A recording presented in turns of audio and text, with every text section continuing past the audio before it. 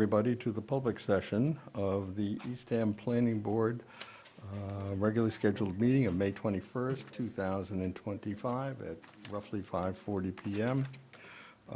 The first public application we're going to review tonight is case number PB 2025-07 for 150 State Highway, map 20, parcel 144, 150 State Highway LLC, owner applicant, seeks a site plan approval, special permit pursuant to Eastham zoning bylaw section 4.7 and 10.2 to convert an existing cottage colony to a condominium development. Good evening. Is the applicant here? Please come forward. Mr. Chairman, may I be recognized, please? Yeah, oh, sorry. Please sit and then, yes, go ahead. Mr. Purnell. Thank you, Mr. Chairman. I wish to recuse myself from both matters this evening, so Thank you. thank you very much. Okay, please come forward. Yeah, I think we are. Mr. Q, but, okay, so he is to leave the room. Okay, oh, yeah, this guy, he's the angry guy. Yeah, he's the angry guy. Oh, yeah, he's the one that Okay, please identify yourself and describe the project. I'm Gary Vecchione. I'm the owner of 150 Old State Highway, formerly known as Collins Cove Cottages, now known as Collins Cottages Historic District. No. And I'm here before you to ask for approval to a site plan that I presented to the board dated April 22nd, 2025. I don't know why. As the property has no fundamental changes in building You can hear? or the grounds or the driveway, Oh, I know, okay. I'm just Never mind, asking I for gotta the be plan to done. be approved, I'm good. subject to the conditions noted by your Yep. planning board staff report, option 3, page 6.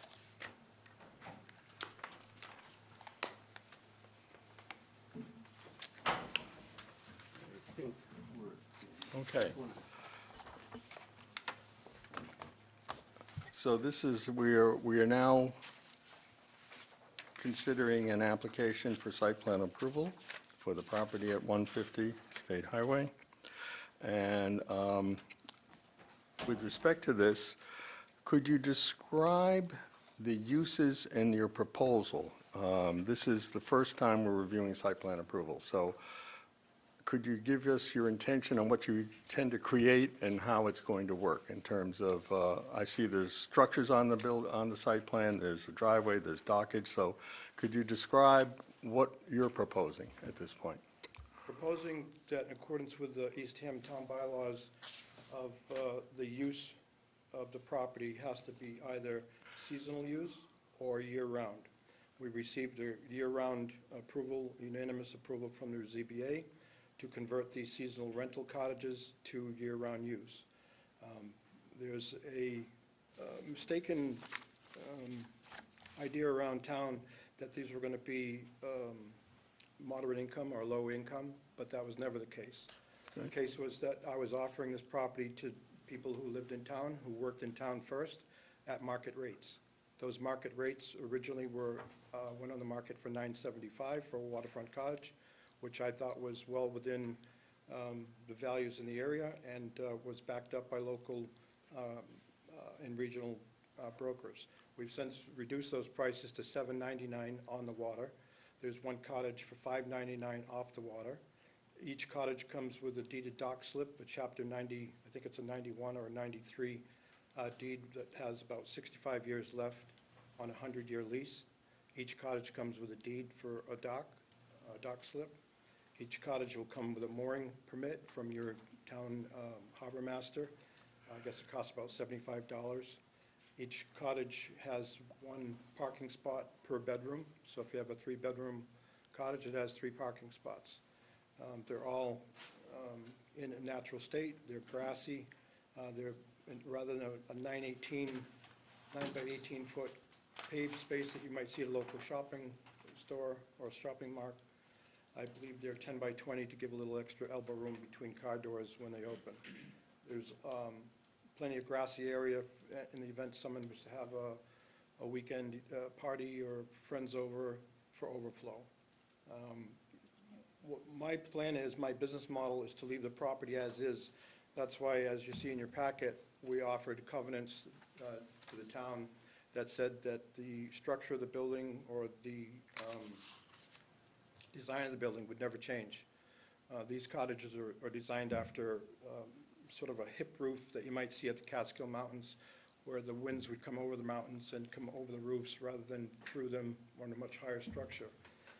I was told that back in the early 20s, you could actually see the ocean from this property because none of those houses in Orleans that are on the hill existed. So I like that look. We offered it. It was a gift to the town. We didn't have to do it, but I felt that was best. We also bypassed any kind of issues with Cape Cod Commission, so that was a business decision as well. I plan on living in this cottage colony myself year-round. I'm hoping that a family member lives there, and the investor's going to take one cottage, so we have 4 or 5 left when all is said and done. At the last meeting, we talked about insulation and things like that. We're not offering that to the sellers. We're not offering, to the buyers, prospective buyers. We want them to do whatever they want. They have to follow the town rules of no rentals. They can't rent the cottages daily, weekly, monthly. They can only rent it at a minimum of 6 months for worker housing or year-round, or they live in them for either of those periods. I can't dictate to someone who pays $700,000 or $800,000 how often they have to live in a cottage, but they can't live, they can't rent it.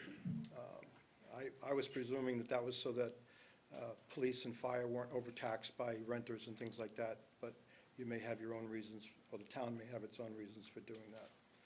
Irregardless, we have that permit in hand. We have a nitrogen-sensitive 20-bedroom septic system permit in hand.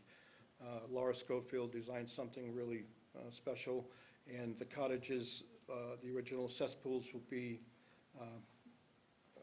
filled in, and they will go into a septic tank distribution box back to the septic field.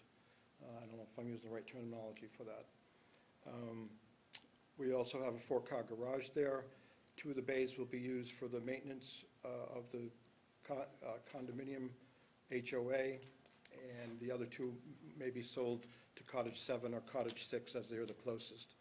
We'll do that at the very last part of the project so that we don't sell something that we may want to hang on to if the profit margin is large enough. We also have about 9 or 10 dock slips over on the northeast side of the property to the right or to the east of the existing oyster shack, shucking shack. I call it a boathouse because I'm into boats. It was called the Fish and Fiddle Club. I guess in the past, people were teaching kids how to fish and whatnot in the pond. So I hope to bring some life back into that, possibly by having a sailing club, water ski club, teaching kids to fish, boat rentals again, but that's all subject to town approvals and how much profit this project turns. But my plan is to live here for the rest of my life. I've already looked into a burial plot in Kingsbury Beach Road.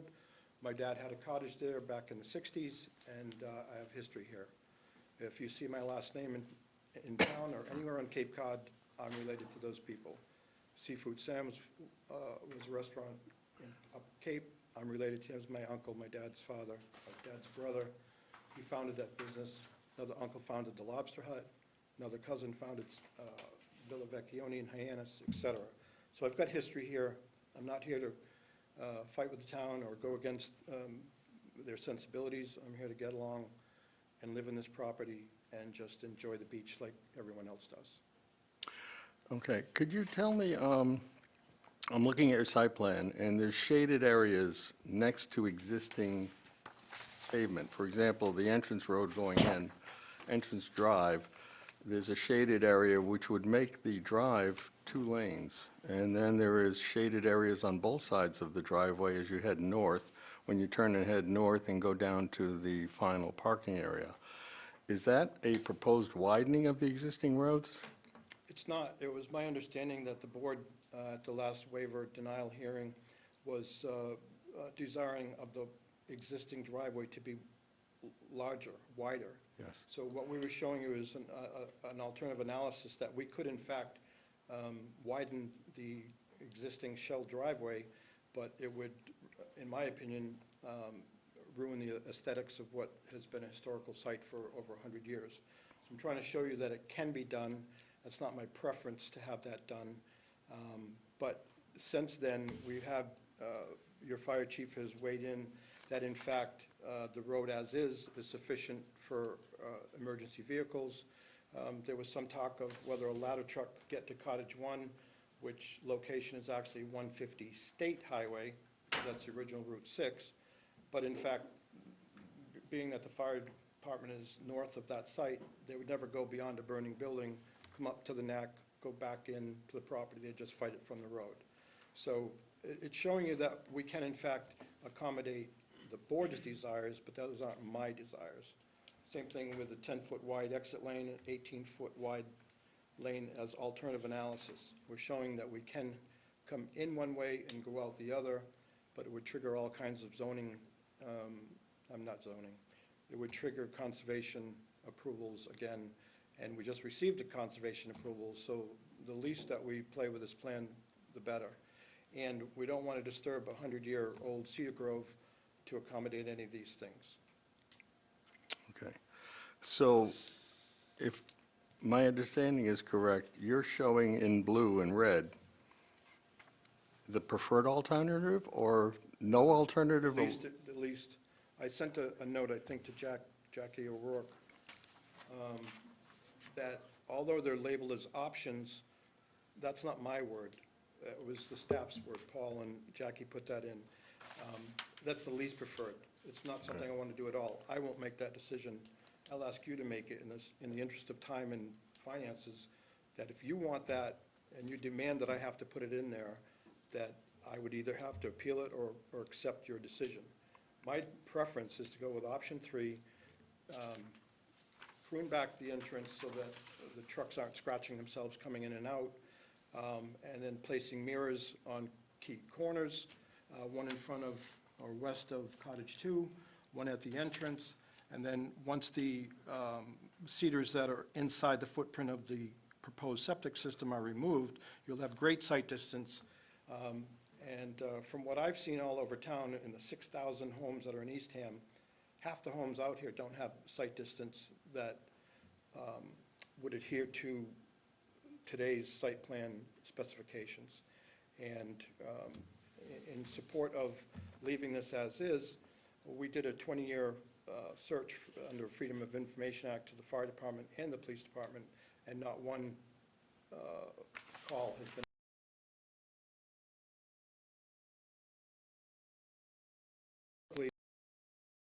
I believe it's safe to be left as is. What I would offer is to say, let's leave the alternatives in place, even the shaded areas in place, and then if an issue comes up, we know that we have the room to do something later on. It's almost like a conditional approval. So I don't think any of us want to sit here and change the look of a 100-year-old town icon unnecessarily. But we're showing that it can be done if the need arises. Okay. Who is going to own the common area? Common area will be 1/7 ownership of every cottage that's there. There are 7 cottages and 2 outbuildings, a garage and a boathouse. So 1/7 ownership will go to all the common areas. And the docks, is the common area going to own the docks, or are you going to own the docks? Who's going to own the docks? Because you mentioned having rentals of dock space and things like that. Is that going to be the homeowners association? Well, right now, a rental of a dock space is me trying to maximize the income potential from the property. Okay. Originally, Justin Post didn't seem to, your previous building commissioner, didn't seem to think there was an issue with getting rental income from the property. We never came to that point. There's actually one boat that I've rented a slip to. It's done up and down the Cape, as a matter of fact. And so whatever the town would decide will comply with or challenge, but at this point, we don't see the reason to. The ownership of that horseshoe, what I call a horseshoe floating dock would be in common area. Each slip itself, this is according to John O'Reilly from O'Reilly Associates, the engineer who generated this plan. He said he can give a definitive space for each one of those docks, a dock slip to each particular cottage. I don't know if I'll do it as a first come, first serve, or, you know, if you're in cottage 5 or 6, you'll get the one closest to that side of the property. I don't know how we'll handle that, but that's how it will be set up eventually. We don't have the exact answer to that, but it will be a common area. Okay. At this point in time, have the condominium documents been formulated? They have. Okay. Paul, do we need to review those in any sense of the terms? Don't believe so. Okay. Refer to town council if she thinks it's pertinent, but I don't believe so. When if I may speak. Yeah. When Justin was here, he said that the documents didn't require a permit or part of the permitting process. It was part of the permitting process, but it was done with the ebb and flow of the permitting process. We presented them to the town months ago. We've been advertising them, but they're not what I would call signed, sealed, or delivered. I'm not a lawyer, so I don't know the exact terminology. But they are in place. They're very basic. You pay $500 a month, and you get lawn care, not landscaping, lawn care. You get snow plowing. You get access to the docks. There's going to be a maintenance fee for those docks. As you know, they have to come in and out during the wintertime due to the possibility of freezing.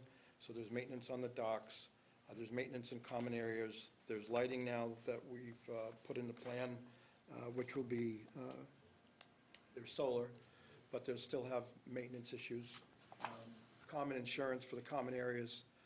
Each cottage will have its own exclusive area, and then in front or to the east of each cottage on the waterfront, there's a common area where everyone can access the beach, walk along the beach, go to the docks, clam, quahog, things like that.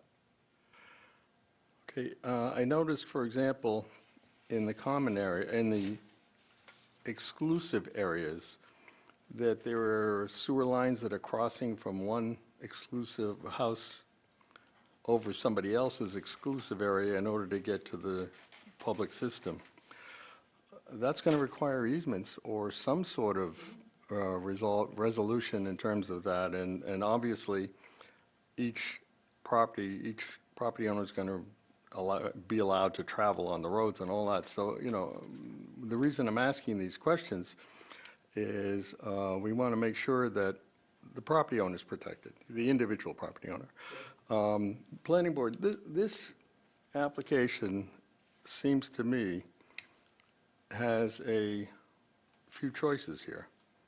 Could I speak yeah. before you get into that? Go ahead. I just wanted to mention, and I think Paul could confirm or deny this, that the way we're going to handle that is that there's going to be a common area easement, so they can come and go in common areas without being stopped. And then the other ones will have a construction easement. So it's a construction easement only. When there's an issue, or if there's an issue in those pipes, then you'll have the right to pass and repass to, as a contractor or your hired contractor. Because I'll be the HOA president for the rest of my life, or for whatever is legally allowable, I'll be in control of those things. I'll be the person of contact. I'll be the person that handles issues so that the town hall doesn't have to take phone calls from 7 people.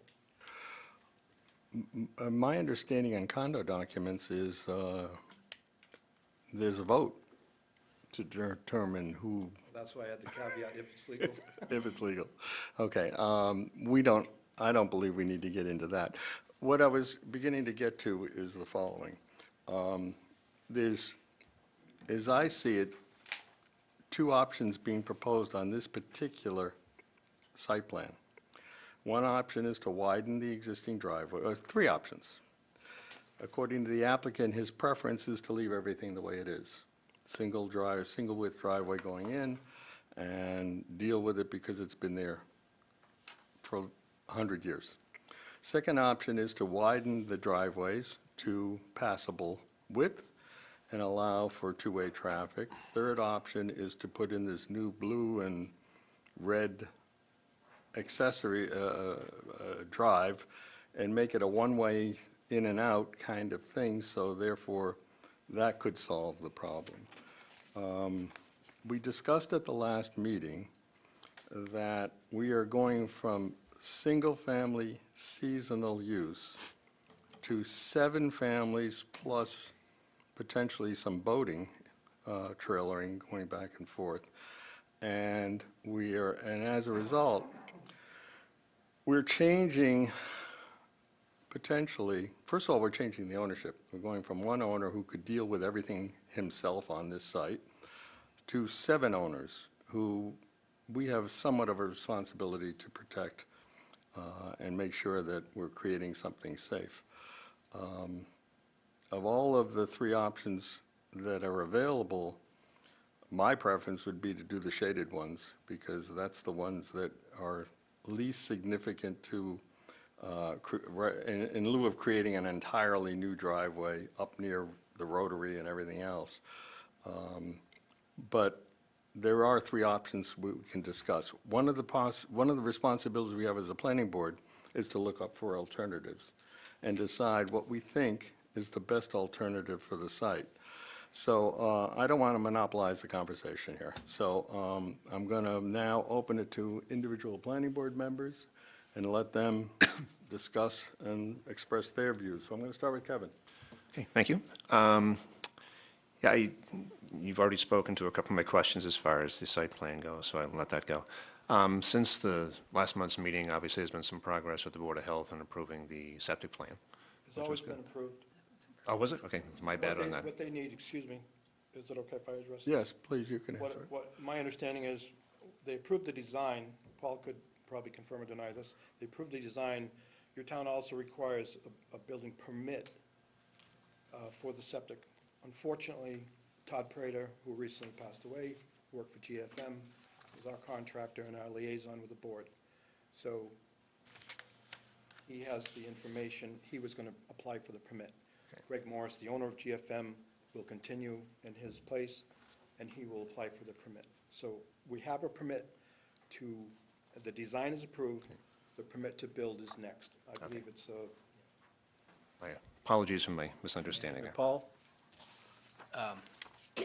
Yeah, Mr. Vecchione's correct. Just to clarify, just so the board has all the background, how this fits in. So Mr. Vecchione has acquired the the zoning board special permit, which allows the change of the use from the seasonal cottage colony to a year-round residential use. There are requirements as part of the zoning board approval, which is that they comply with, certify that the septic system has been installed. So that's where they have the approved plan, but the system has not been installed. So the zoning board's grant of the special permit is conditional on when and if they get that system installed and it's certified and signed off by the Board of Health.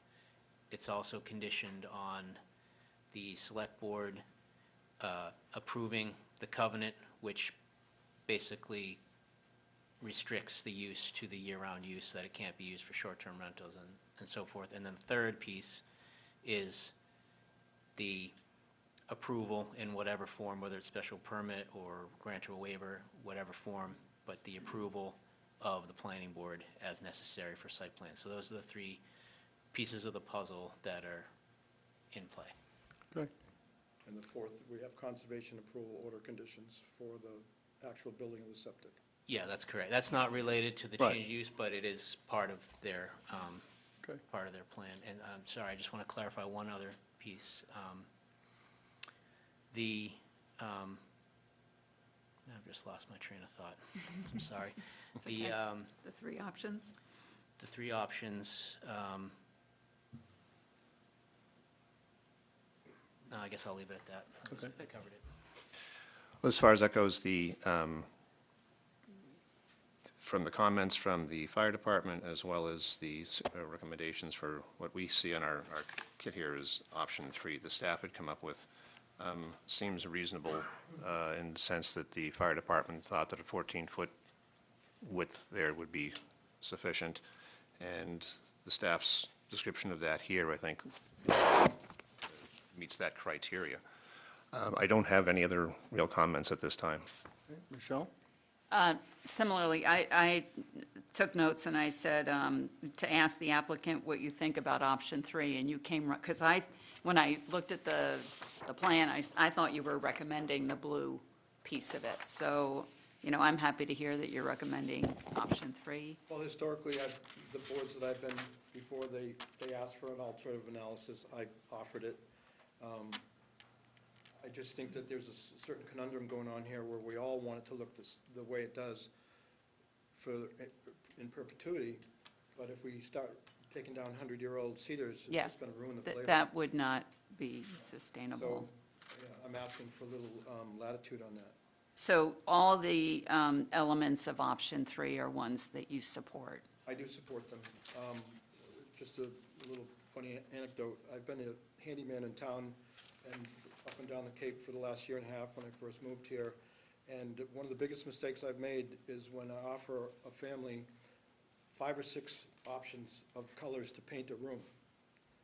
Just give them 1 or 2 and it's easier. So to give too many options, I mean, we could give Right. 15 other hybrid Yep. options to the 3.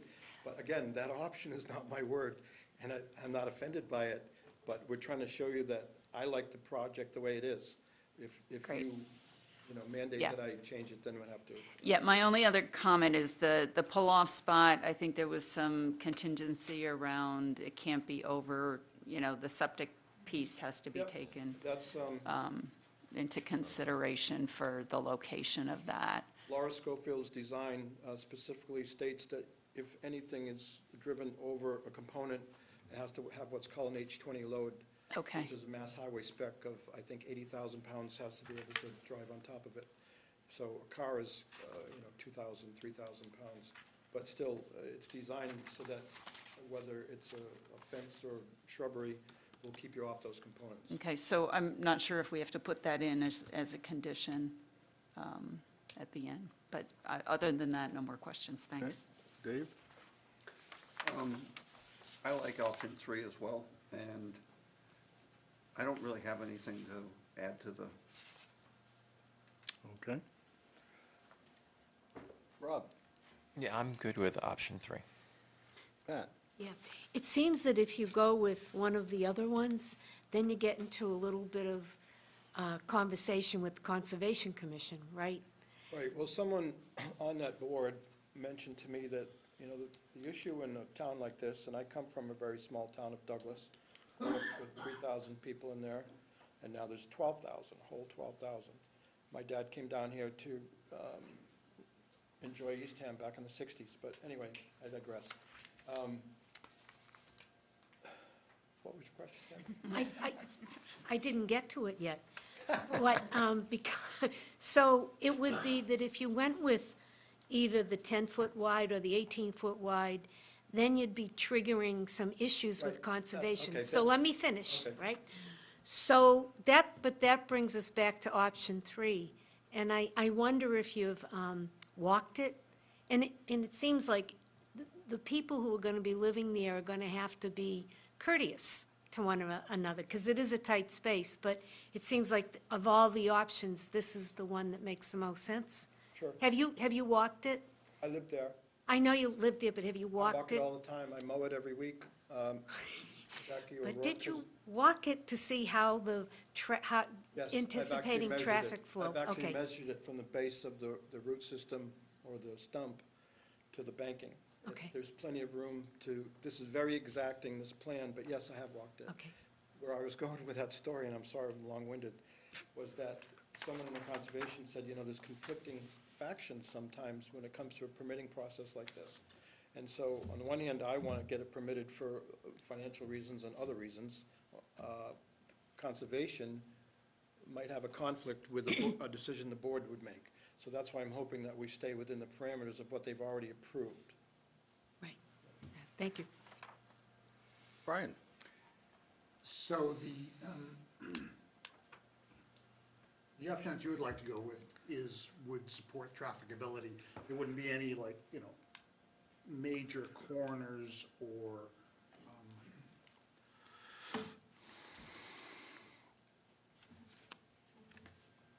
can we get a fire truck? You mentioned that. Well, later on in the comment section from the fire chief says, existing access via Collins Landing or the current driveway is sufficient. So we can do that 18-foot.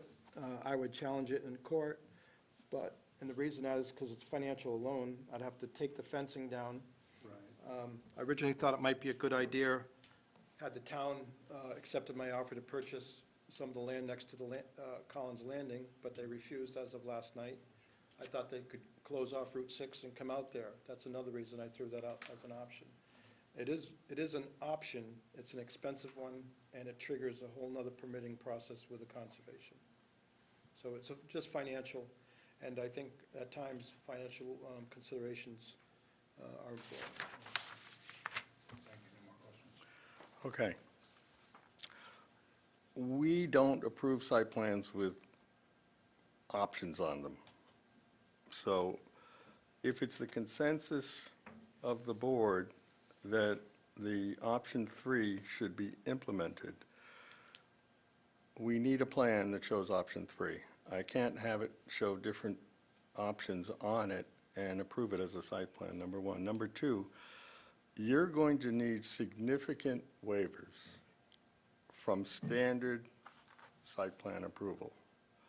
And I think this board would be in a position to grant those waivers, but we need them to be enumerated in the resolution.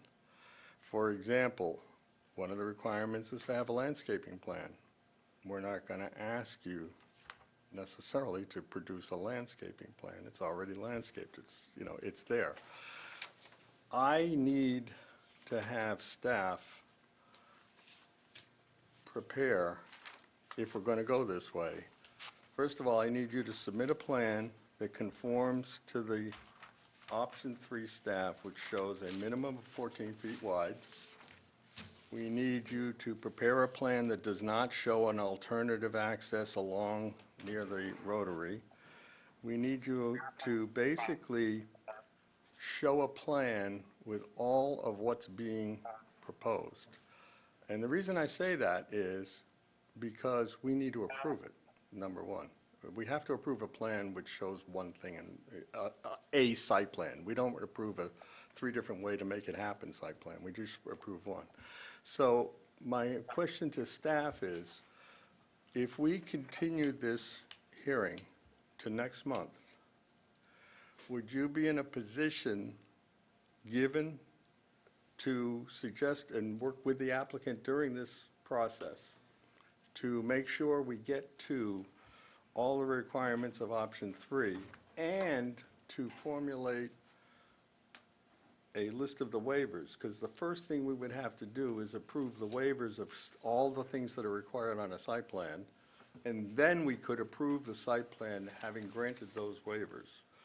Is that possible to have for the next, first of all, is it possible for you, the applicant, to submit the plan that's going to show option 3? Yeah, I think we should talk about that, though, before I do it. Okay. Well, first of all, are we reasonable to expect that staff could give us the list of waivers at the next meeting? Yeah. Okay. Now, go ahead. Okay, well, the first thing is, from a financial point of view, the loan carrying costs at 7% on a $4 million loan with $1,300 a day. So if you put me off for 1 month, it costs me $40,000. It also eats into the prime sale season of those cottages. It's just a point of order. Right. Just saying that. Secondly, I've been through enough site plan and conservation meeting hearings to ask of the board, rather than I do that, what if we made a conditional approval tonight with the agreement that the plan as you want it is in place by then? And yeah, go ahead. Thirdly, there's one thing on this plan I think we should discuss that we haven't, and that's the turnaround proposed grass pavers. That's outside the conservation order conditions we just received.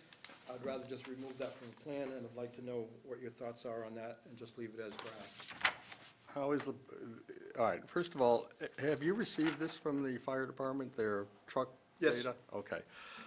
One of the things you're going to do is to have to show how a fire truck can get out. I mean, is he going to be able to turn around? Does he have to turn around? Well, I think she overrides that, the chief, by saying it's sufficient. Jackie or Paul, if you could weigh in on that, please. Paul, do you know if that's the case? Yeah, I spoke with Chief Albino a couple of times about this. Again, the report from the chief was that it was sufficient, that Okay. there is maneuverability within the site that they're comfortable with. Then I have no problem. Great. Okay, so we can't tonight grant you all these waivers that you're going to have in order to get this. The other thing is, and I think Pat mentioned it and Kevin mentioned it, if this is a significant tree someplace out there, Significant what? significant tree that you want to preserve, as, you know, we're supposed to have on the site plan all of these significant trees. We're not asking you to locate all of the significant trees, but you may want to massage, I'll use the term massage the driveway when you make it 14 feet wide on one side or another to avoid a significant tree. We've already Your done it. intimate knowledge of this property is better than anybody else's. So what I would like you to do is when you submit your site plan, you're going to have walked it, you're going to have taken into consideration all the environmental aspects of this thing, and you're going to say, okay, this is how I want to conform to option 3. It's the most logical way to come to this final conclusion. I hate to put it off a month, but the fact of the matter is, there's no site plan approval in front of us tonight that's approvable. We can't approve a drawing with different options and different things. We need to approve one site plan. And that site plan, candidly, you will be held to make sure you conform to. Now, you're submitting it to us. We don't design it for you. You come back to us with that plan that meets the criteria of option 3, and we approve it. I think we're in a good position to do that if we put all the ducks in a row and all the requirements in a row tonight. And it's only fair to you to tell you, and you can ask the board if you wish, if we see a site plan that meets, I'm going to ask the board this, if we see a site plan that meets option 3, what do you feel about granting the waivers on some of the site plan criteria, and given the fact that this already exists? That's really what it comes down to. You have an existing site plan. You have an existing site that's been developed. I don't have any problem granting waivers of the requirements of site plan approval in order to recognize the fact that this is more or less already built. Has anybody got a problem with that? Well, can I weigh in on that? Sure. So, my lawyer tells me that we can conditionally approve that. I would like to have Paul either confirm or deny that. In fact, we can.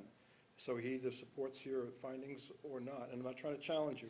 I'm just saying, if it can be done tonight, Paul, what would those conditions look like? A conditional approval pending a plan that meets the town's requirements. There's only 2 changes. I can go out there and measure the calipers of those cedars, but I've already done it. They're 10 to 12 inches. They're 15 or 16 feet off, but what we're concerned with is the understory. If you start cannibalizing that understory, you're going to kill those roots. So I can give you something, but I don't think it's necessary. I'm not saying that I would challenge it in court over that one thing, but you could ruin the entrance just by that. So I'd like to see if Paul can weigh in on whether in fact we can get a conditional approval. Through you, Mr. Chair, before I answer that question, do you know how wide the driveway is right now? Yes, it's almost 16 feet. 16 feet wide, the whole length, without doing any trimming or cutting down any trees?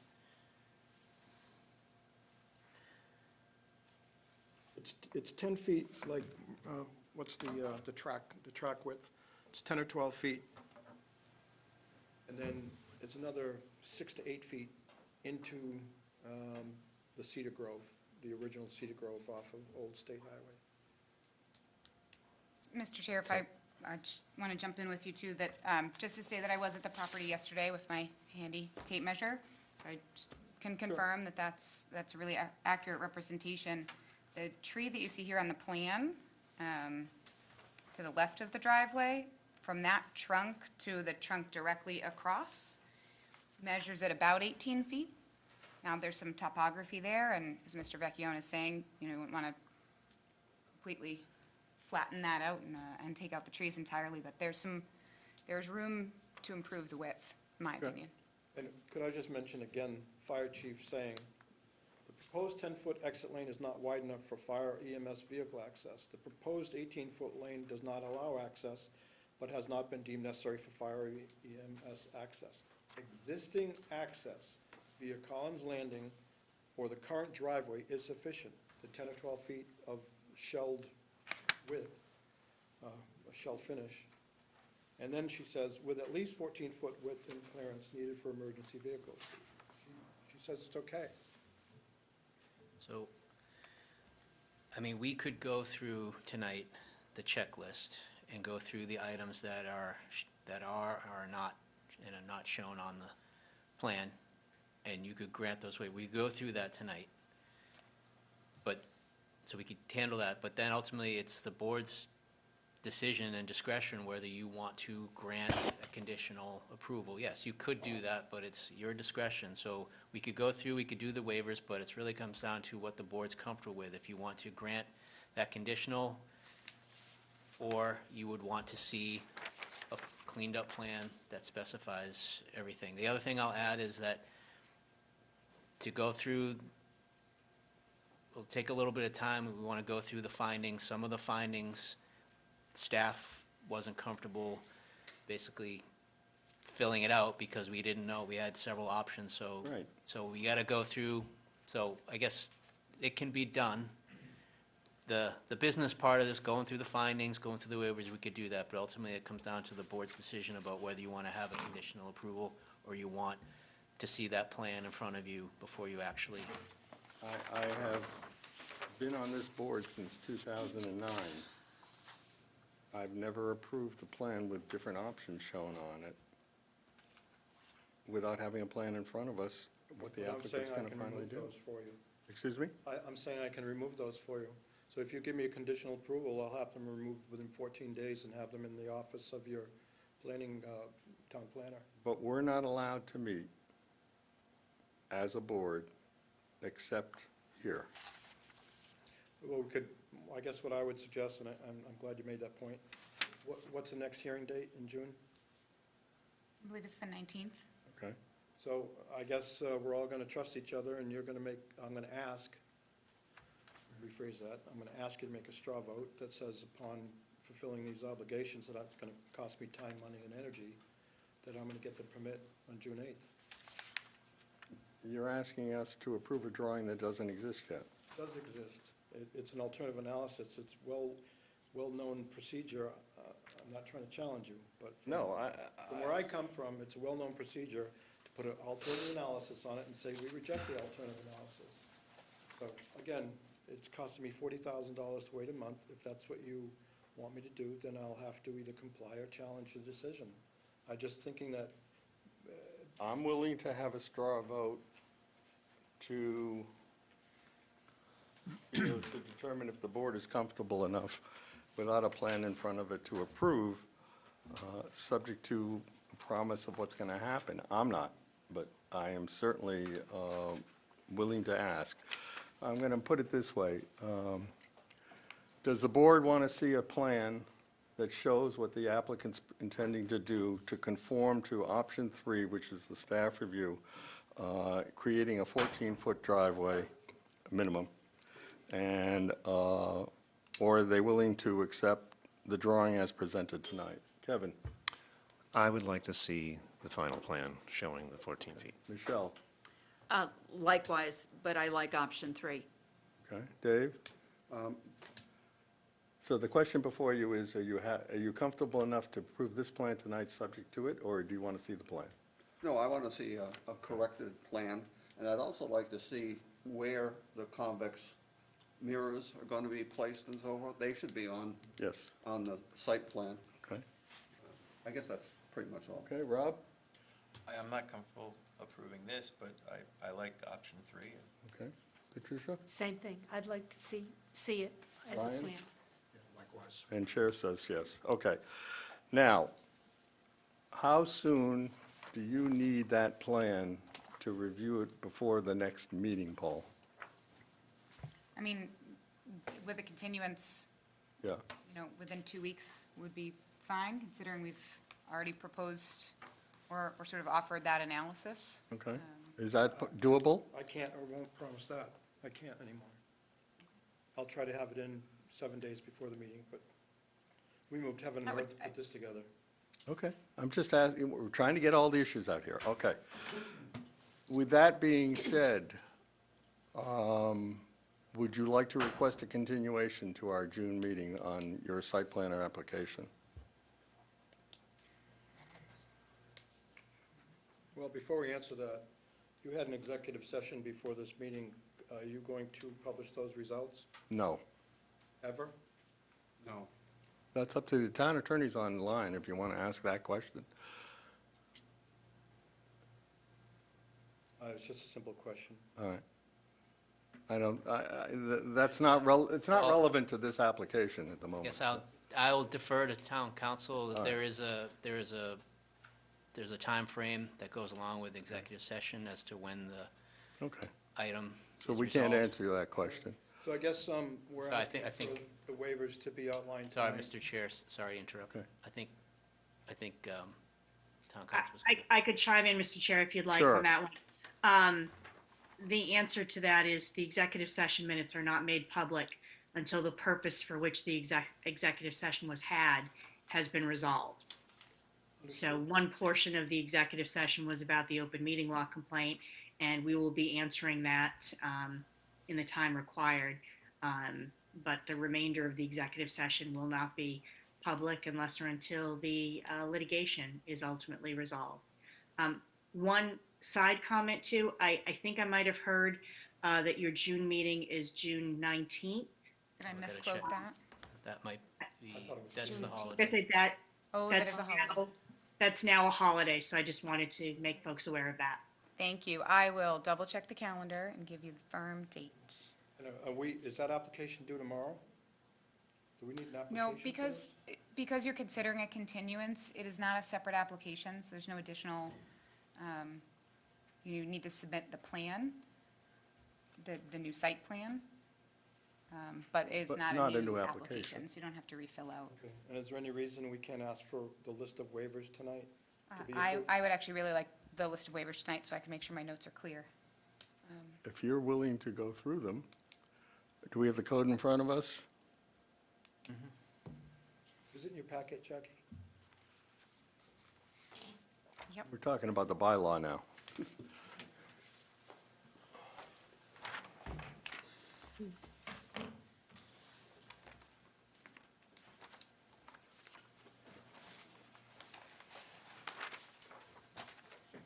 Just Right.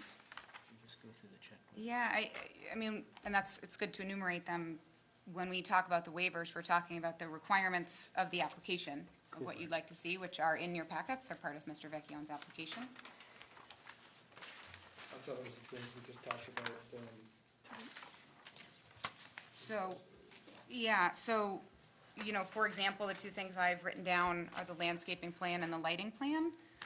This current site plan does show proposed solar lights, which Correct. we'll certainly get some details on this evening. And a landscaping plan, as, I think that's unanswerable because we're not suggesting anything. We originally, months ago, talked about,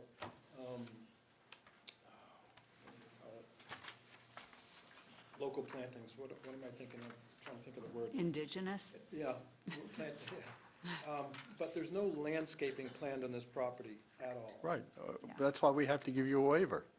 That's exactly why we're talking about So that's this. why I'd ask for that waiver to be granted Okay. tonight. the other one that I'm seeing would be the elevations of the existing building. Yep, can waive that.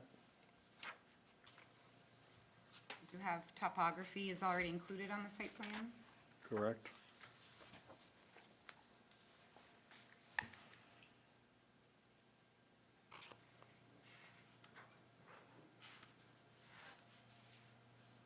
I think that's it. I think that's it. Mr. Vecchione has submitted everything else that would Okay. be necessary. you So will- landscaping, lighting, and elevations. Do the board members, I'm going to just ask it as a general question, anybody have a problem with waiving those at the next hearing in order to grant site plan approval? Repeat the question, I'm sorry. Okay. Anybody have a problem with granting the waivers that she just mentioned at the next meeting in order to go towards site plan approval? I have no problem. No problem. No problem. No problem. No problem. No problem. Could I ask you a question? Sure. Is it within your purview or right to grant those waivers tonight? No, because we don't have the site plan in front of us to The grant the waiver. approval. So we still have to do the plan, and we will do it for the June meeting. I'm asking if the waivers can be granted. Can- All right, So Paul, I can we? think you can do that. Essentially, if you grant the waivers, then they don't have to put them on the plan. Okay. And what we're trying to get to is. Is there a point- motion? Sorry. Is there a, so let's do it this way.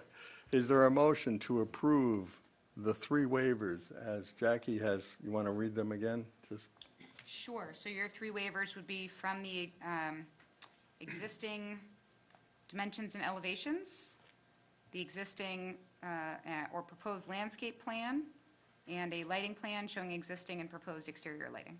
Before you vote, I have to mention one thing, 1/4. I don't know if it's considered a waiver, but this was something put in by the engineer as proposed grass pavers. Because that's disturbance of existing soil, we want to remove that. then don't show it on the plan. Okay. I just want to talk. That's why we can't approve the plan tonight. One of the reasons. Well, you're going to take it off the plan, so it's not as part of a waiver, there's no waiver on it. Okay with that? Yeah. Does the board want to see a spec or cut sheet of the proposed Light. lighting fixtures that We will be installed? normally do. Okay, so Do we that, have that, Jackie? No, that was not included in your packet. I emailed you. Well, the ones we chose are okay. Well, so to be more specific, although these shows where they are, the spec sheet's going to tell us what kind of light they are to confirm that they are down-shielded and appropriate for the If you site. put all these conditions in a narrative to me, we'll fulfill them by the next meeting. Not a problem. That's not normally how we do it, but, okay. I'm Well, happy to help. What did you want as a preference? You have to submit a cut sheet on the light, that's all. Make sure it's down sheet, What cut sheet means? a manufacturer sheet. We have that. Fine. Then submit it with the final plan. Okay, is there a motion to approve waivers for case, hold on, now I got to get back to my agenda. Case number PB 2025-07 for the 3 items as read by the town planner. So moved. Is there a second? Second. All in favor? Kevin? Yes.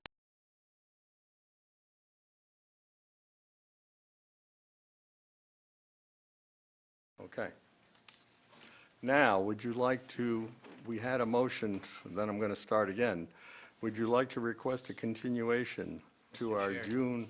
sorry. Yeah, Just so that we're all on the same page, so at the next year, if you grant the continuance, the expectation is that the applicant will return to the board an updated site plan that shows the options listed in the staff report for option 3, which is any areas that need to be trimmed for vegetation. If not, then that's a moot point. right. Where the convex directional mirrors will be installed. So these will be shown, the location and labeled.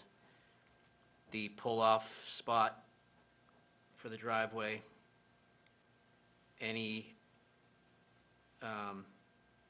signage for traffic signage, and notation on the plan that indicates that the clear line of sight across the septic install will be maintained. And also that the manufacturer cut sheet for the lighting will be provided. And then, so those are the items that were on the staff. Is there anything else that the board Anybody feels need they to see want anything shown on the else? plan? Okay. So if we have a cleaned up, revised site plan that has all those things clearly marked, that would be what the board would be reviewing and possibly, it sounds like we're moving towards an approval, but just to have that all cleaned Correct. up for the board. At this point, are you requesting a continuation to our June meeting? Before I do that, I'd like to ask town council if she agrees that in fact you cannot legally make a decision tonight with the plan as presented. I'm just asking for her opinion on that. I don't think she's going to answer it. With all due respect, no, this is a decision up to the discretion of the board. Okay, So so I I'm am going to not ask going to you, respond to that. as chairman, and you're an engineer, is that right? That's correct. Are you saying that legally you cannot make a decision tonight? I'm not a lawyer. I'm not going to say anything legally. So at this point, under protest, I will ask for an extension to tonight's meeting. Continuation. Yes.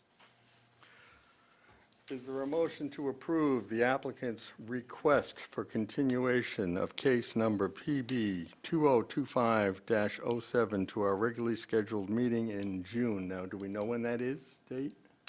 Or to be If you determined? wait to take your vote, I can tell you. You can't do both at the same 18th? time, unfortunately. 18th. I believe it's to June 18th.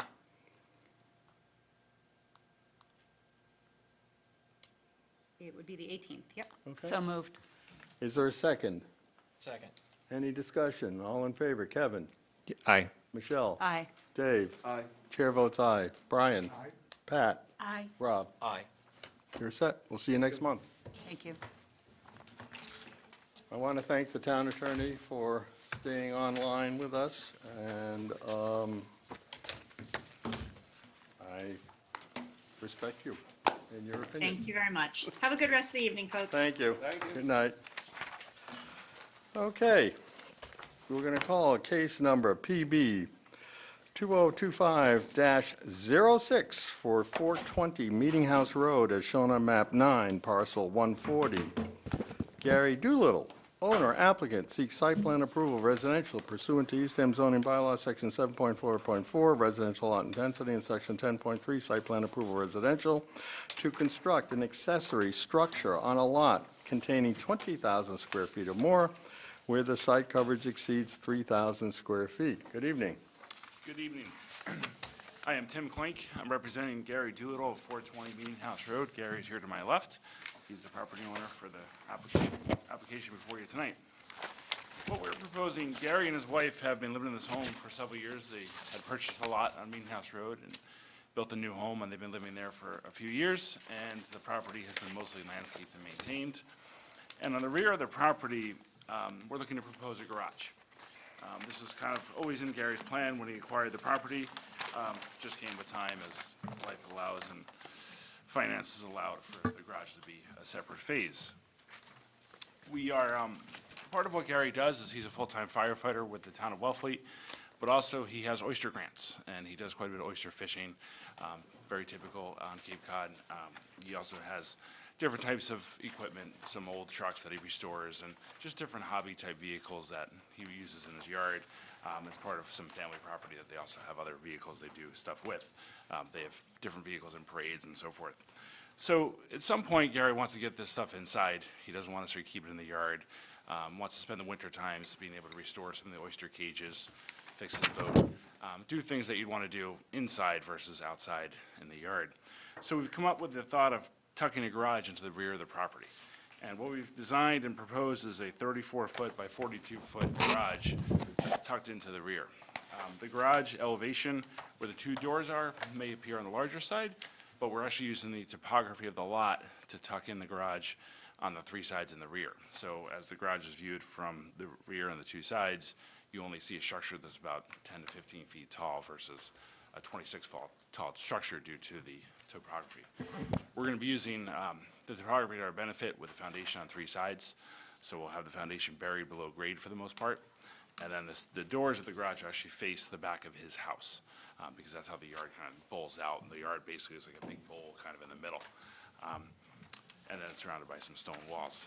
The garage is to be built as a mini replica of the house. It's going to have architectural shingles on it. It's going to have Anderson series windows, PVC trim, regular typical white cedar shingles for the sidewall. Also, as typical in garages, you would have LED lights or fluorescent lights in the garage. Sometimes those can be a little bit bright at night, so we're proposing to tint the windows of the garage as well as the windows of the door so that you don't have that kind of glowing effect that you would have in a garage where you wouldn't have incandescent lights, you'd have more fluorescent lights and LED-type lights. The property as it is pretty well vegetated. It's got a pretty significant screen planting that surrounds 3 sides of the property on top of the stone retaining walls. The rest of the property is currently cleared. We're proposing to leave all that screening in place. None of that would be touched nor altered with the construction of the garage. We're also proposing to install a leaching basin, and essentially, if you've been to the site at all, there's kind of this bowl that's there, and we want to collect the roof runoff from the garage as well as from the driveway, so we're going to treat it all on site. Plus, we're in the groundwater district, so we have to adhere to the regulations for that when it comes to containment of all the water. We're not proposing to do any auto repair, so there will be no repair in the garage. There'll be no oil changes, those type of things, no large storage of fluids, because we are in the groundwater protection district, so we can't have that. We would have what's allowed, I believe it's 30 gallons of fuel you can keep at any given time, which is typically what would be in the tank of a car or a boat or something like that. But there's no idea of doing auto repair here or boat repair, so you're not going to see that type of heavy mechanical work going on. It's more just a storage shop, a place to put the boat in the wintertime, fix some wiring on the boat, fix some oyster cages, wash and wax a truck in the wintertime. It's meant for that type of use. There'd be no business operations here. Gary's family owns commercial property elsewhere in town that if they were to do auto repair, it could be done there. The lighting in the garage would be downward lighting. They're going to be barn style. We provided a cut sheet for that. And we've also provided a narrative as well that kind of describes the entire project and how basically we're working with the natural vegetation on the lot. We're not proposing any big grade changes to the property. We don't really have any new plantings proposed because we're maintaining all the existing plantings in place. The character of the garage, as I described, mimics the house, so it fits in with the character of other properties on Meeting House Road and in Eastham. It fits in with the Cape Cod style architecture. We feel from a scale standpoint, while the garage might visually appeal large from one side, relatively its scale is actually on the smaller side. It actually sits lower on the lot than actually the main house does. So basically that's kind of our project and what we're looking to discuss with the board about. Very So good. I'll turn it over for questions. We'll start with board members. Kevin? Thank you. Just to walk me through something here. On the site plan, I'm trying to just connect this with the photograph here.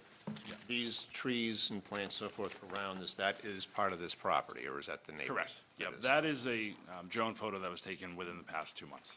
Okay. So that's relative of how the site is now. Yeah. I was by the property this afternoon, just basically from the street level. It certainly does dip down substantially in the back. I guess since this photograph was taken, there's some rather large boulders at the back of it, which I wasn't sure how that fit in with the plans. They're supposed to sort of be building into the hill, if I understood that right. Are those? Yeah, if you look, you'll see where we have on the site plan, it says slab, the elevation of 41.0. You'll see the stone walls kind of curve into the footprint of the garage. Those stone walls would be dismantled to allow for the garage to be there.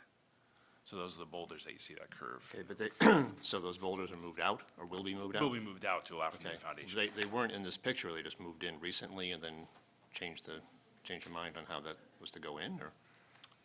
I think the plan there was just to kind of leave them loose in the back of the property. I would have to verify when the boulders came out of the property, but I know Yeah, there's some boulders. and here, there's no boulders at all. Okay. And There are so now there are boulder walls, yes. Oh, I mean, these smaller ones down here, I'm talking about more substantial ones that seem to be, as I'm looking down this driveway here, which gave the best view, there seemed to be almost like a retaining wall type They thing would be being built. removed, yeah. Okay, but were they just recently installed, is my point? It doesn't appear here as a retaining Those wall. boulders newer. At the rear of the lot, there is boulders right now, and where it's, the garage is proposed, those boulders will be removed, and the boulder wall will be tied into the rear of the house and into the garage to hold back the retaining wall. If you, Not aware of any boulders that were dumped there per se, like, No, I didn't mean that. Yeah. It seemed as though they were placed intentionally as a retaining wall. well, they are shown on our site plan. They go into elevate the footprint of the new garage. Are those the ones you're thinking about? You'll see them in our site plan where the word slab 41.0 I is. wished I'd taken a picture when I was there, I guess is the best thing. When I first read the case, I didn't really have any particular questions. It just seemed that it was, garage space was adequate for it. But since arriving here this evening, I've understood there's been some letters written in that have, somewhat different spin on this. So I'm not asking any questions at this point, but I do want to reserve the right to comment again after we've had a chance to hear from everyone, to see if there's something I'm missing as far as what's, going on here at the site, so. Yeah, and we do want to, once we go through all the board questions and get to public Sure. comment, we're aware that there's some concerns by the neighbors, so we'd like to have the opportunity to Fine. just go through those. Michelle? Yeah, I just have a couple questions. So this clearing that's happened in the back, is that something you did, or was it all cleared when you bought the property? When he bought the property, it was one big bowl that was already cleared. It was already It was cleared? pre-existing cleared. Okay. Then, when they were going to construct the house, Gary actually brought some fill in, and he was going to level the property. But the Eastham regulation requires that you construct your house based on the average existing grade. So he had to remove fill back out in order to construct the home they see there today. Originally, he wanted to level the lot so the house was level with the road. So when Gary purchased the property, he brought fill in to actually accomplish that. Well, the building inspector informed him that, no, you can't do that. You have to construct your house, and your four corners of your house have to measure less than 30 feet based on the average pre-existing grade. So Gary went in, removed fill out, constructed the home you see there But when today. when he purchased it, It was a big hole. it was a hole? That was already cleared. Excuse me. I'm sorry. No, I'm sorry. You'll have your opportunity. Well, the way it works, the applicant presents first. Each planning board asks their questions, and then it's opened up to the public. So you will have your opportunity. Go ahead, I don't Michelle. know if Gary wants to fill in on Oh. any more detail that I may not know in terms of the condition lot when you bought it. Yeah, it was, I purchased it in 2016. Like Tim said, it was a big hole starting from the road, working to the west side. The roadside, if you're looking at the property from the road, the right-hand side. I forget the exact elevation difference, but I believe it was 36 feet from the road to the bottom west side, working down into a hole, working to the right-hand side. Okay. You have an existing garage now in the home? No existing garage, other than the walkout basement is a garage door. Okay. Are you envisioning a living space on top of this garage? No. No. Because there are conditions associated with that. And in the rendering, there's windows, and it looks like there's going to We be a also living submitted space. a truss plan, so the not second floor, but the roof of the garage is truss built, so there'll be no finished space up there. Those windows are just architectural. They're solely for the look of the architecture of the building to make it be traditional Cape Cod architecture. In our Board of Health approval, when the home was built, they deed restricted the property where you can't have conditioned space above a garage. So there'd be no conditioned space Yeah. above the garage. Okay. And I understand you do hobbies with vehicles and stuff like that, but this seems like a very large project for, storing large things. And I think there's some conditions around no, commercial operation there, no hazardous material back there. I'm just concerned about the use of it. Yeah, I know the- we're looking at the site plan, but it's a very large structure with large doors I've that built seem other outsized yeah. for, I've- model cars or whatever you're working on. I've built other structures like this in town, in watershed districts, and we would work with the board to develop conditions that would go with that in terms of how the use would be. However, there's no bylaw in town that says how big or how small your garage door could be. Yep. So you're allowed to have as big of a garage door as you want. Part of the height is obviously because boats have wheelhouses, and you gotta be able to get the boat in. But also, we've got a grade issue to contend with as well. So when we pour our concrete walls, that sets our plate height of the rear of the garage as well, which creates that taller door. If you actually had this tall garage with an 8-foot garage door, it would look like a mouse hole in your baseboard. The doors would Great. be so small. All right, no further questions. Okay, Dave? It's a good-sized addition to the property, that's for sure. My one concern is you're gonna have to take down that oak tree, I assume, and that's a pretty big oak tree. Is it possible to move that so that the tree can remain? We talked with the town planners about that. It's not deemed a significant tree due to its health. So It's diseased or something? Or- it is, it's pretty well hurt. So that's why it's not included in the plan, and that's why we're proposing to remove it, and it wasn't considered to be significant. Well, if that's the case, I have no further questions. Rob? The other three board members covered my questions. Thank you. Pat? I have a question about the site plan. We received 2 site plans, and one is revised May 5th. Okay. You get Correct. what I'm talking? Yeah, we All right. should be referring to the May 5th plan. Right, so, but then, when I got it, I went to see what was the difference, and it looks like the older one had an existing septic system from Schofield. Do you have that? Because I'm wondering what changed. The only 2 changes came from discussions I had with Jackie, was we showed the leaching basin to address Right. the drainage, and we defined the driveway. So we had the original driveway coming in, and then we defined edges to the driveway in the rear. Okay. There's no proposed change to the septic, that's already pre-existing and installed. So the septic is still where it was on Where the it is. first site plan we got, Correct. right? Yep. It's just not indicated, right? The septic it's on both site plans. It's dashed. It's Oh, grayed it's, out. okay, all righty, okay, thanks. And the other question is this, what's this thing, this blue thing behind the house? Looks blue to me anyway. That is just it's a T-base material. So that's just a gravel material called T-base, which they use for driveway surfaces. That's where Gary keeps his oyster cages right now.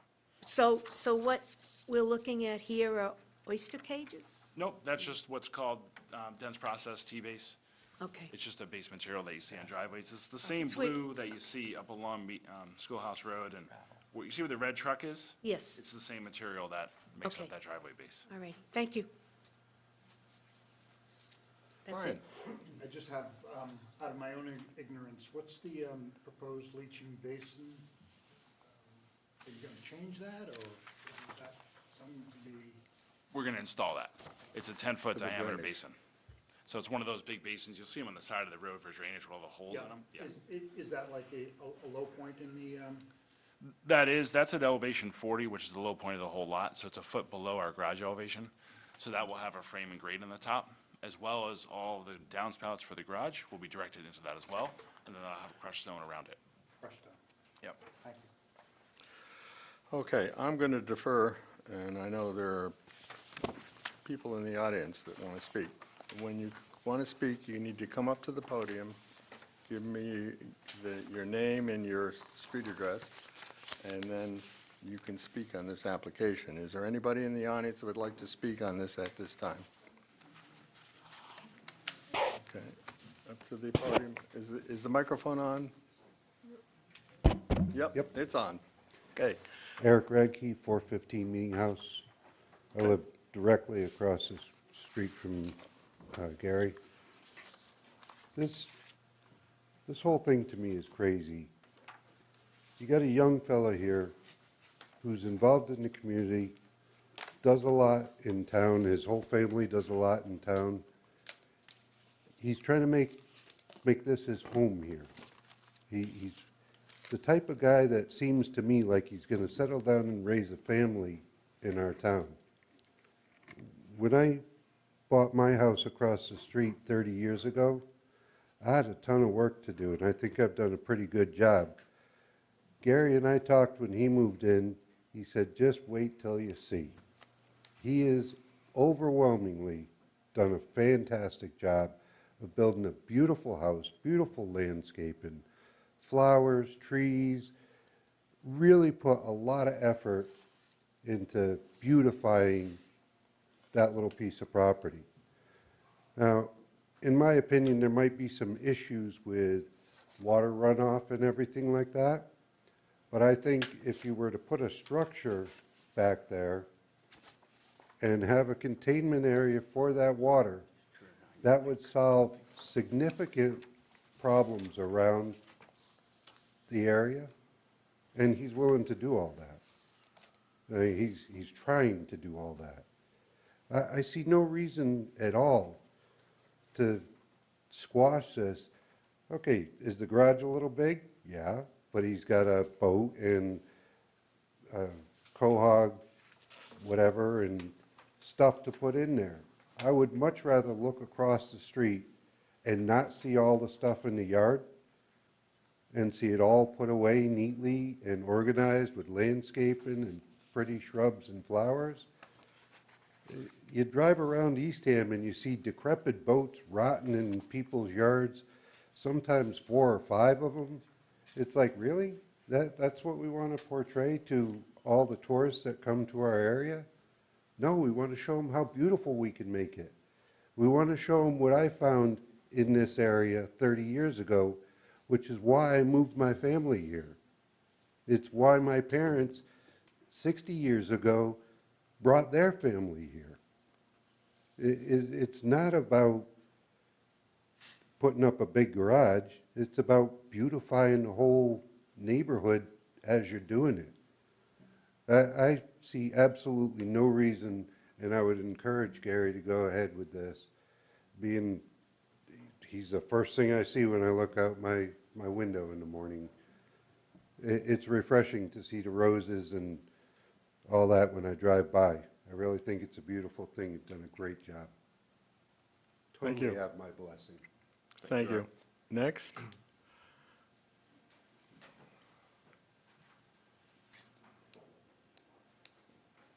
I'm Christine Schmidt at 370 Meeting House Road, and also have a parcel abutting behind the project at 615 Schoolhouse Road.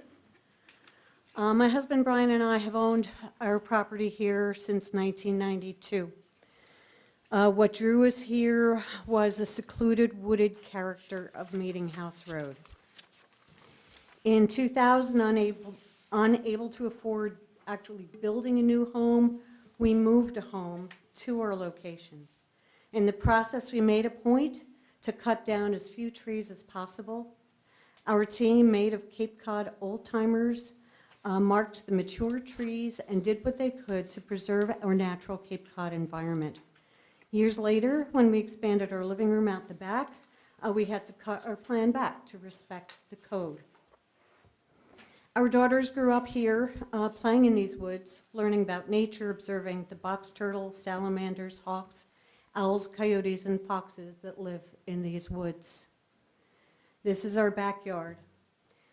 This is the home we have for our retirement. We're here full-time. This is our daughter's inheritance.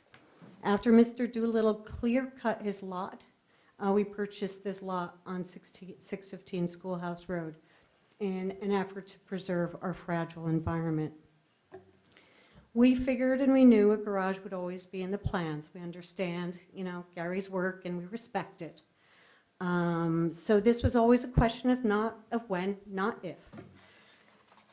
Because the back of our house looks directly towards the site, this is a view outside of our living room window, we were hoping that it would be small or at least inconspicuous. However, what our view will be like out of our back window will be a 42-foot wall.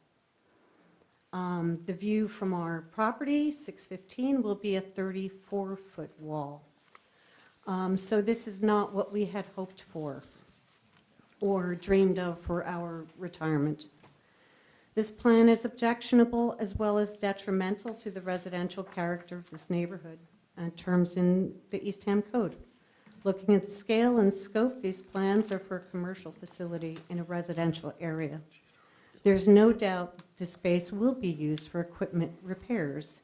Gary already does repairs in his basement garage or area, walkout area, and we hear the boat engines being turned on, turned off, so we do get that already. Another part of the code stipulates that there be no emission of odor, gas, smoke, dust, noise. We already hear that. So Eastham's leadership, which is you're working hard to limit density. I would like you to look closely at the density on this site plan. I often hear people say that we need to keep Eastham as Eastham, and our neighbors, the Radke's, believe in that and believe in people working and making a living here. There is real pressure nowadays on our infrastructure, our economy, and our environment. Our leadership is working hard to support locals. We have friends who have built their businesses here in Eastham from their homes. None of them have anything close to this size. We're sensitive to these challenges, but if permitted, this project will create a dangerous precedent for excessive density on a lot. We're concerned about how this will affect the value of our properties on Meeting House Road and Schoolhouse Road. We're similarly concerned about the quality of life, how it will be impacted on when our quiet wooded neighborhood will be filled with the sound of boat engines, repairs, and equipment moving in and out.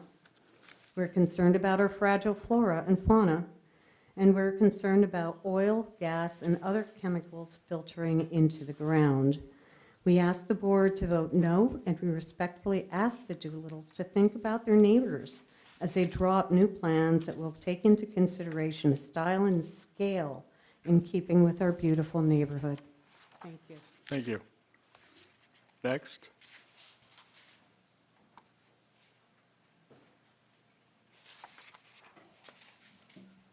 Thank you.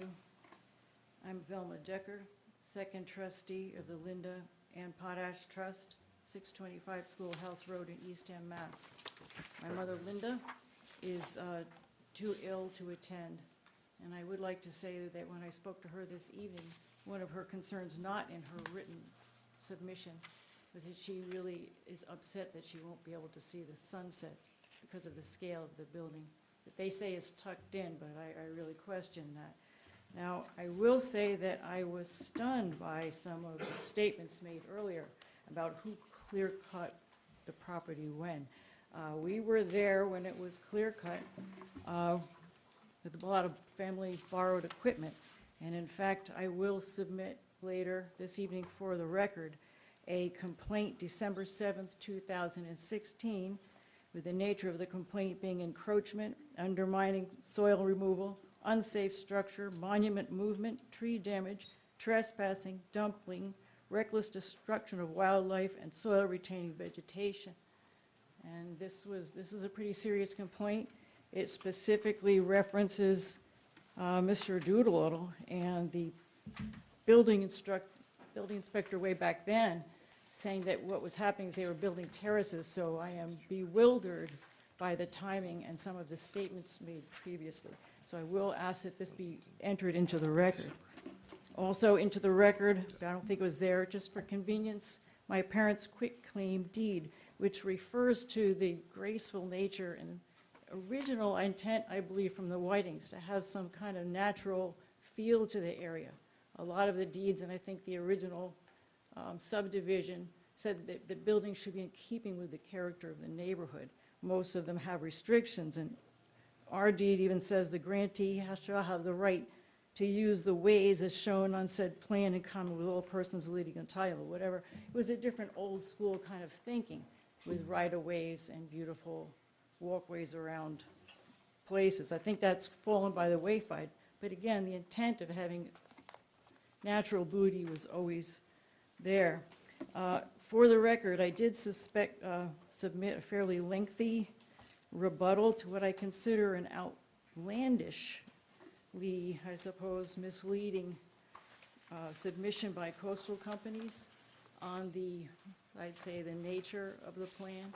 Very misleading, a lot of false statements, especially with respect to things like the tree plantings, the destruction of the monuments, the erosion, and the constantly sort of falling down and unstable boulder walls, which I don't believe have been really addressed in a meaningful way to support this building or how it's even going to occur.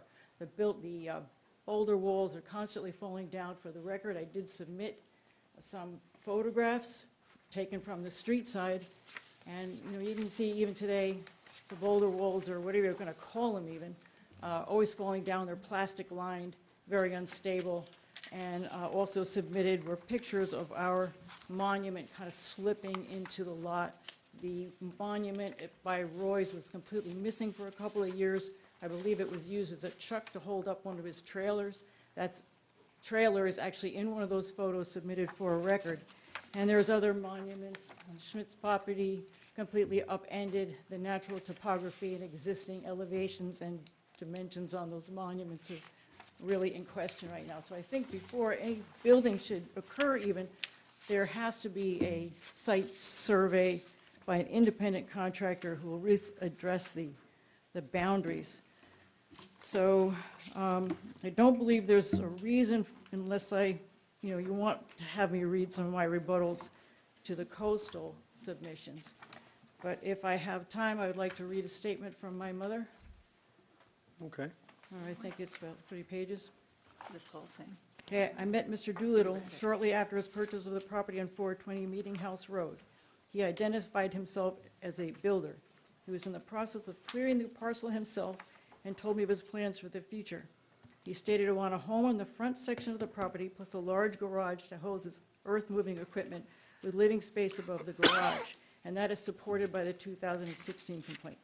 I said nothing to him about this because I felt protected by Eastham Zoning and Planning Board that declared our subdivision to be residential dwellings only. In addition, I felt protected by the covenants of the deed to the property on 420 Meeting House Road, as well as my own setup by Whiting's during the original subdivision. As clear-cutting and excavation started, Mr. Doolittle began taking what his family attorney described as taking a bite out of the apple without a site plan review. When I pleaded with the town manager, or town building inspector, excuse me, I was told he was just going to create terraces. He undercut all along my property line and used the material and other trucked in sand and gravel to fill his previously beautiful cellar hole. He left legacy oak tree roots exposed for months. Later, he and relatives placed a plastic liner over the bank, followed by boulders, in an attempt to maintain steep walls on his excavated property. However, this amateur earth-moving job had an ill effect on my property. Trees that had stood for many years began to die from exposed roots or loss of soil support. Monuments sagged and began to slip towards the bank. The bottom of the monument, used as a benchmark in his 2019 plot plan, is significantly displaced from the top as the soil fell into his property. During excavation, the bank became so unstable that the earth under the feet of a child caved in. My mother actually witnessed this when a child fell. He continued his failed efforts to create the retaining walls and stabilize the excavated area with unsightly native boulders. When I tried to speak to the building department to protest this and safety practices that could have resulted in a tragic accident or even burial of a child, I got no help. No one at the town would see me or take my complaints. Instead, a young woman would come rushing out and shout at me saying, "He can do whatever he wants," and he did. Mr. Doolittle used only string as guide for his excavations. He uprooted monuments, dragged my property into his, and destroyed the topography unique to Cape Cod. Eastham Police failed to cite Mr. Doolittle for damage, uprooting and even removal of monuments all around his property. In a later formal complaint, the town of Eastham merely responded by saying there was no zoning issues without mention of the obvious violations of Massachusetts general laws pertaining to boundary markers and associated destruction of property. Mr. Doolittle should not have been able to destroy the beauty of this little piece of land formed by glaciers, the sea, and centuries, and make it conform to the wishes of a former town employee without concern for law or abutters. Just last week, in a call to the building department, a woman explained that he was building a garage for a boat and truck. She further advocated for Mr. Doolittle by saying that in consideration for the neighbors, he was recessing the building into a bank. This was no consideration. More earth moving will further destroy the natural drainage of the neighborhood and bordering vegetation, including already compromised large oaks on my mother's property. Mr. Doolittle is assuming that by significantly increasing site coverage, he will not alter water flow and drainage into his own cesspool on a lot that never before passed a percolation test. Pictures from late 2018 show pooling of water on the site now proposed for the gigantic outbuilding. This proposal is a disaster. I'm a direct descendant of Reverend Brewster and a taxpayer since 1972. In the past, my family left the Cape, as many have had to, but we rediscovered and loved the Cape the moment we saw it in 1963. As a family, we vacationed in Wellfleet and saved for years to own a future home on the Cape. Working hard to achieve our dream, we eventually did get a certificate for the home on Schoolhouse Road in 1985. Mr. Whiting, the original landowner for our lot and ones behind, always intended the Low Kettle Pond area to be common. For years, he walked the boundaries of the properties, establishing a community footpath and right-of-way. This is referenced in my deed and the property attached. Now at 87, I am watching my dreams and all my family efforts and modest fortunes slide into a hole. I feel I have the right to expect consideration of my equal rights as an abutter and request the zoning board adhere to the zoning regulations and other community deed restrictions in force. In his original plan, known to the town of Eastham Building Department well prior to 2019, he wanted a large commercial garage with living quarters. Now it appears he wants to take another step towards creation of a commercial building on an ecologically fragile and always inferior parcel. I object to the scale of the proposed dual-use accessory building larger than homes in the area. If any building at all is supported by environmental and drainage considerations, it should be much smaller and closer to the home to allow restoration of the original topography, beautiful and environmental import. The board should allow nothing at all to proceed and reject the site plan, but should order restitution and mitigation. I think she means first. And she has requests prior to any site review, because I think with the monuments and the border disputes and the erosion and our yard essentially being damaged, tree damage, these are for prior to really any kind of site review or proposal. Prior to any further consideration of this proposal or the start of any more excavation, Mr. Doolittle should pay for a complete survey of all property boundary markers by independent contractors unconnected to all family members and the coastal companies.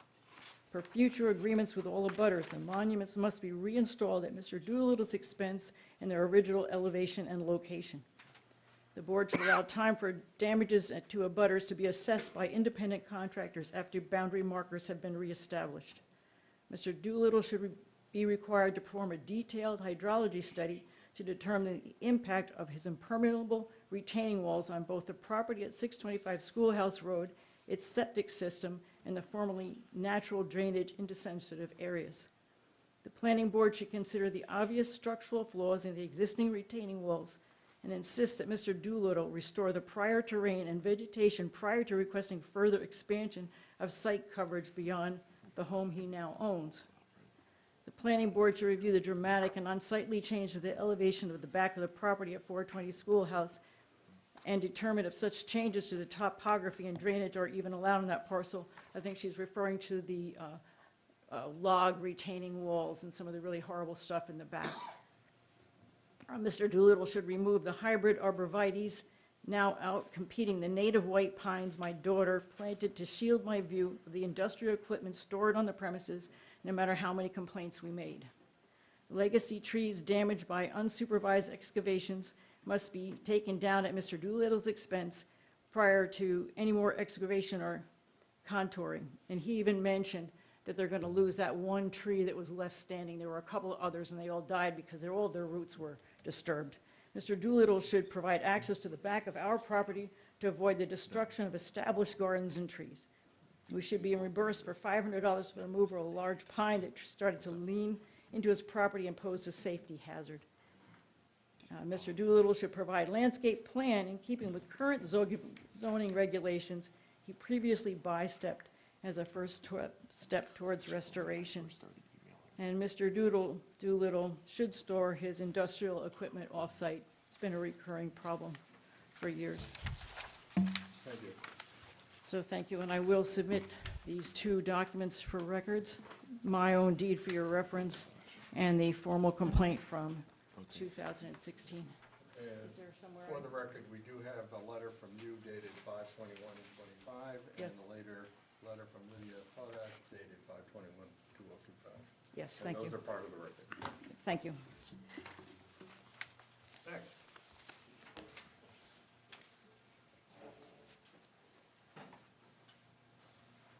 Good evening, I'm Brian Schmidt, 370 Meeting House Road. So I'm a mechanical engineer, and again, looking through the details, had a couple of questions and a couple of thoughts about the structure and the plan for the proposed garage. First question is about setback. And I see through, looking through the town building codes, we have a note about a 25-foot setback required. We do have less here at 20 feet. There is an additional note about something, the height of the structure from the side of the lot line, also being a factor in determining the setback. Again, it's height of the structure being 26 feet. I don't quite understand the formula that they're using to determine the setback of 20 feet. So again, that's a question I have to Mr. Doolittle and the coastal company, just to understand how that setback was determined, because I did not see any reference to that formula or that way of calculating setback in the Eastham Building Code. Another question I've got is about the area between the house and the garage. It looks like that driving and maneuvering area will be right over the septic system. Will that be an issue with moving large boats, equipment, you know, other hobby things? I don't know if that will be, but it certainly would be a concern by me to understand if the loading on the floor can support all that weight. What will that area be surfaced with? Will it be bluestone? Will it be paved? Will it be permeable or not permeable? Another question to understand, because again, right now we have a permeable surface with the sand, or semi-permeable, as the previous abutter had mentioned, that she does observe water pooling there. So if we're going to have an additional covering on that site, will that worsen the situation? I do see the note about the leaching field, so perhaps that will solve it. I don't know, but I'm certainly curious about it. The size of the garage, 42 by 34, 1,428 square feet is the footprint. The footprint of the house is significantly less at 1,153. So it is much greater than the footprint of the house. It is much greater than the footprint of the neighbor's house. It is much greater than the major piece of the footprint of our house. So again, that's a significant structure. That is a very large garage, and I think that has been mentioned by several other people here. That does certainly figure into the character and view and look of the neighborhood. So again, I think that needs to be considered as well. So, and another question that I've got is about the service trades and the home occupation. Again, Mr. Doolittle has indicated that he is an oysterman, and that's great work, and I love that people are doing that. But I also do see that in the case of, for service trades, that the floor area of the external or the accessory structure shall not exceed 30% of the total livable floor space of the principal building. Total livable floor space is calculated at, hang on one second, it's about 2,141 square feet, which is first and second floors. However, and the garage being at 1,400 square feet is much greater than 30% of the living area in the primary building or the primary structure. So again, I would ask that we confirm that with in terms of the available floor space that we can do, and that we are in compliance with the existing building codes. Lastly, one other last thing to mention, the review and determination checklist that is on the submission. I would say that is something that should not necessarily only be filled in by the applicant, but it should also be filled in, because again, a lot of the questions in there about compatible planting, having the structure within character and use, balance and scale, balanced proportion. These should also be questions that the abutters and neighbors should have the ability to provide input on, because they're going to be looking at these things pretty much every day. So again, that's what I would like to say. And again, as my wife had mentioned, looking out our back living room windows, we would be seeing a 42-foot wall, so across. So thank you very much for your time. Appreciate your time and effort to listen. And if there are any questions, I'm certainly available for additional comment. Thank you very much. Thank you. Next.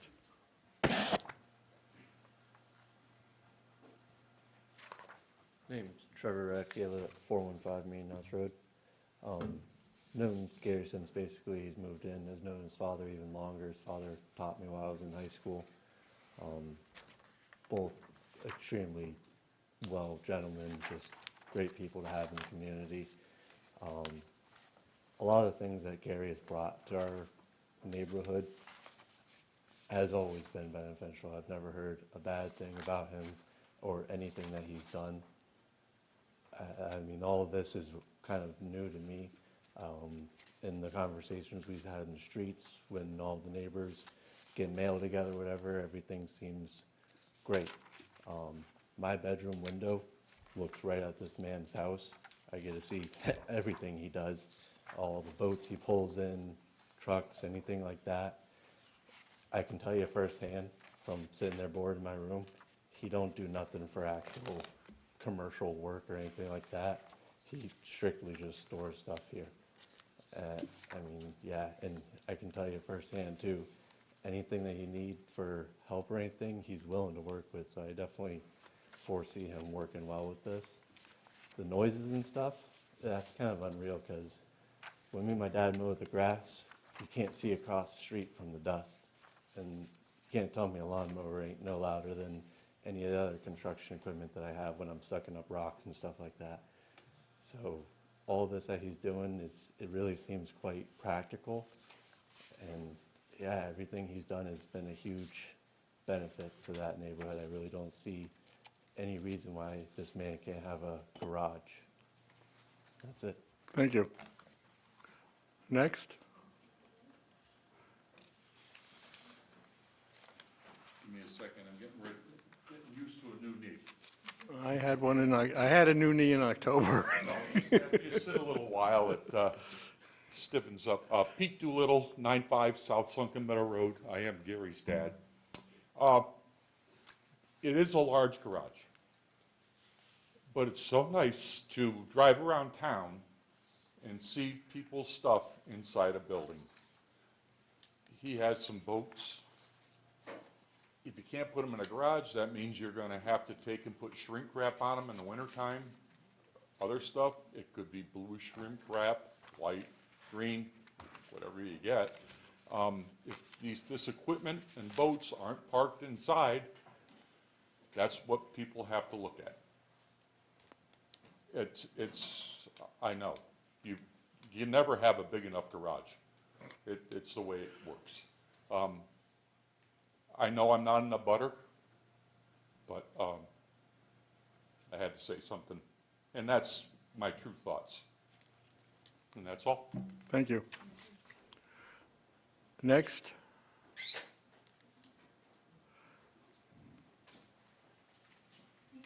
Here for my whole family today. I'm Lisa Radke. I know most of you, 415 Meeting House Road. And just so you know, my son who just spoke, that is the first meeting in town he has shown up to at the age of 30, because he feels so proud of this. My first thing I'm going to read to you, if you allow it, Doris Kozlowski, 385 Schoolhouse Road. Yeah, I'm moving her.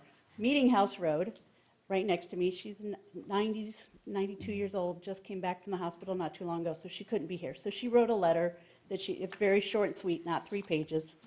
Town of Eastham Planning Board, to whom it may be concerned, I approve of case number PB 2025-06, 420 Meeting House Road, parcel 140, for Gary Doolittle. She's very short, sweet, to the matter of fact. But she thinks this will be a good thing. She encourages our young people to come in and do this kind of stuff. As both my husband and my son said, this is our view out our front. Both of our bedrooms face that way. We see it. Our house has increased in value since Gary put that in, compared to the lot full of trees with trash in it, the neighbors having their kids sleep and camp out in it, having parties.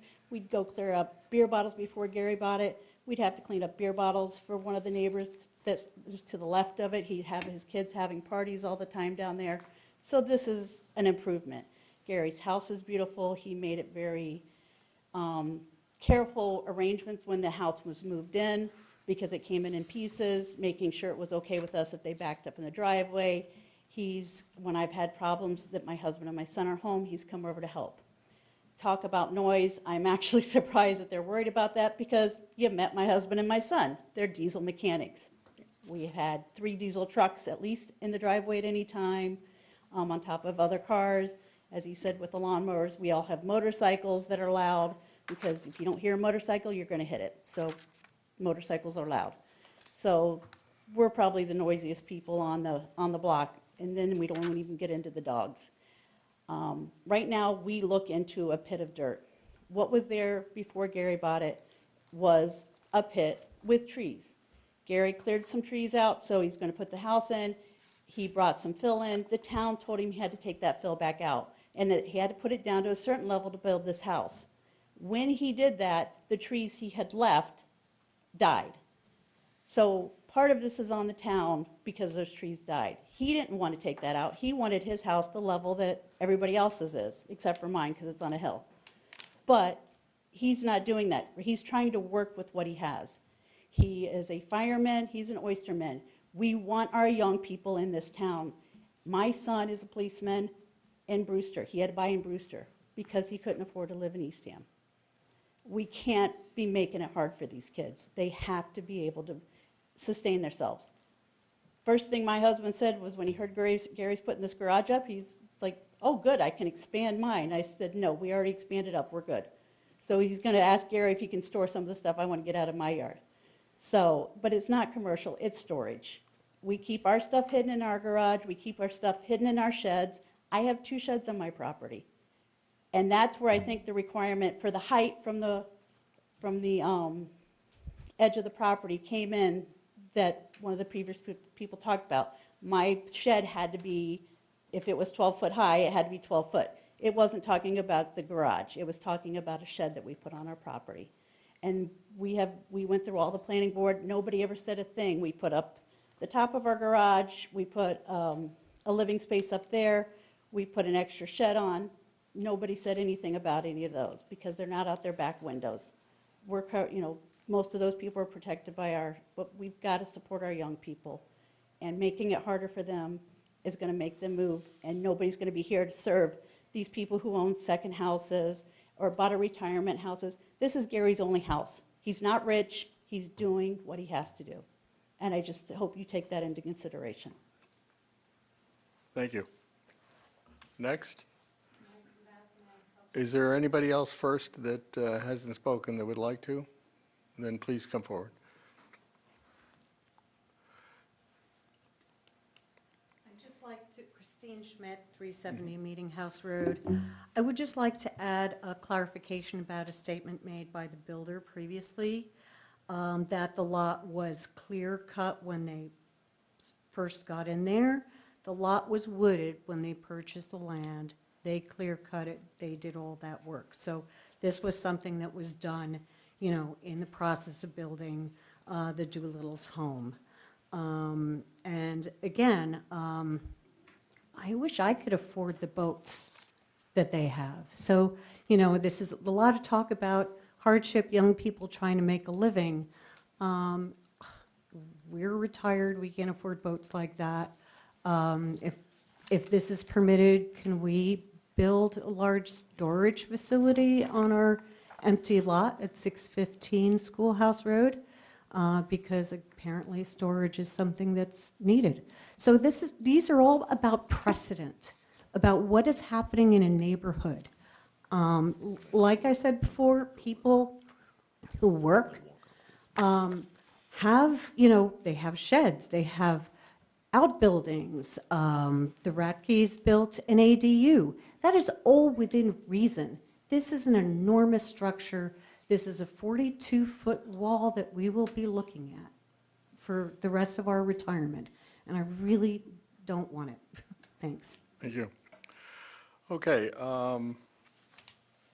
Mr. Klink, you were asked several questions. I'm going to ask you to do the first one, which is how you calculated the side yard setback, because that was questioned by one of the I'm going to explain it to the best I understand it, but I will defer to Tim Brady, our site engineer. And Okay. one of the questions that came up was we should hire an engineer. We did. Tim Brady is a licensed PLS, PLE surveyor, has been doing this for over 40 years on the Lower Cape. You've seen him multiple times before this board.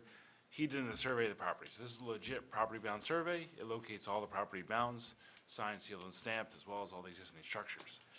Tim prepared the calculation for the garage setback.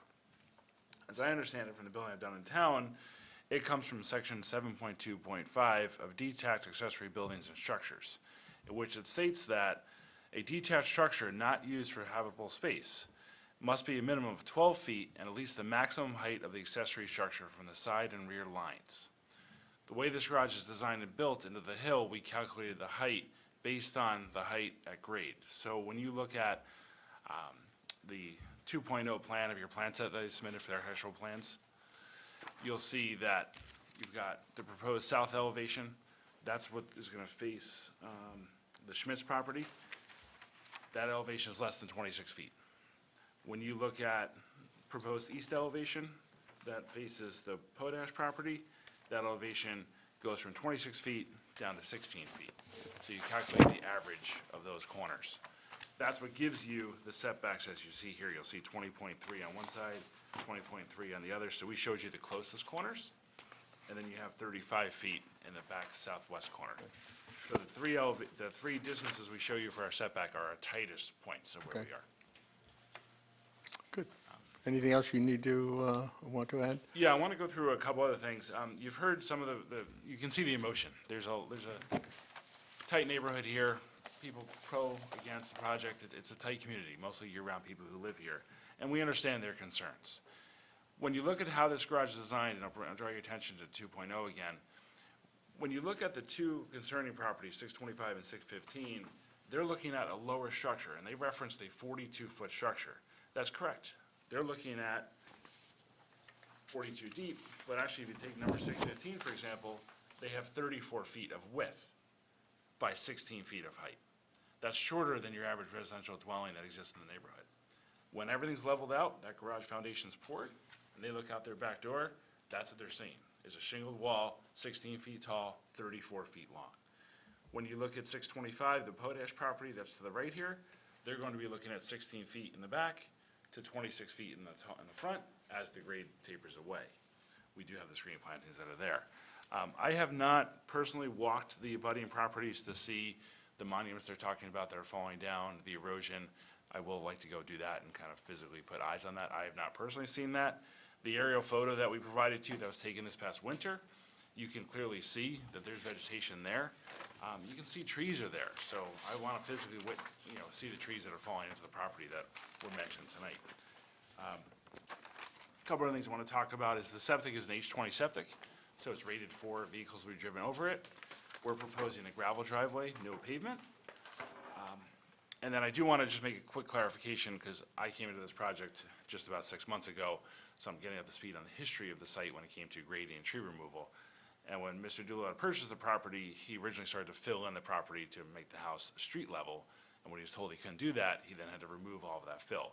That's what precipitated the additional tree clearing that you saw on the property, which was all allowed prior to our current zoning now, where we enforce trees and we enforce a buffer zone and legacy trees. So all of that was done, and the clearing was done by right according to the zoning regulation in place at the time. I also want to briefly talk about site coverage and the size of the structure. When we did our calculations, we included the farmer's porch on the house as well. At the time when this house was built, the Eastham bylaws, when you calculated footprint, you had to include covered porches. Now you do not. They're excluded from it, so you look at just footprint. So if we actually exclude the porch from our calculation numbers, our site coverage ratios goes down. We are not, with both structures, the largest home on the street. When you do a calculation of all the abutting properties and other properties on the street, we're under the largest home on the street. Are these structures big? Yes, they are, but they conform to the bylaws, they conform to the zoning setbacks, and they conform to the site coverage calculations, which is why we're proposing them today. So I'll defer to additional questions. Okay. Paul, I believe this application conforms to the maximum square footage according to the new codes? Or Jackie? Yes, it's before you because it's over 3,000 square feet of coverage, but it does confirm, Yeah, it conform looked to like their it's allowances. about 3,500 versus 3,900 allowed. And if I may interject, Jackie and I Yeah. talked about that. If we actually deduct the porch, our numbers go down. Okay. But I chose to leave the porch in because that's when the house was built. This is not the first time that we've had an application for a garage in the aquifer protection zone.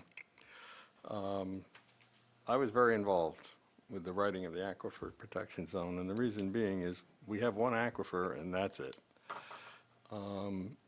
So I assume, Jackie, we're going to impose restrictions on what can and cannot be, what cannot be put into that garage as far as storage and chemicals and. That is correct. Yep, in your all of staff that. report that's in the final page for you. Right. And that is based on previous builds in the district that did go before this board. So those are modeled against the bylaws as well as what has been approved in the past. I am familiar with properties that were in aquifer protection zones and had horrific stories about leakage of gasoline tanks, oil tanks, and things like that. And it's brutal to try to clean it once it's already been introduced into the aquifer. Now we have a chance, board members, to, you've heard the applicant, you've had your statements. We're going to go back around again. Anything new come out as a result of hearing your neighbors and the objectors and supporters on this application? Start with Kevin. Anything new? Not really new. I appreciate everyone coming out tonight, whichever side you were on. There does seem to be some, I guess, differences of opinion as to when certain things took place or the reasons why or whatever.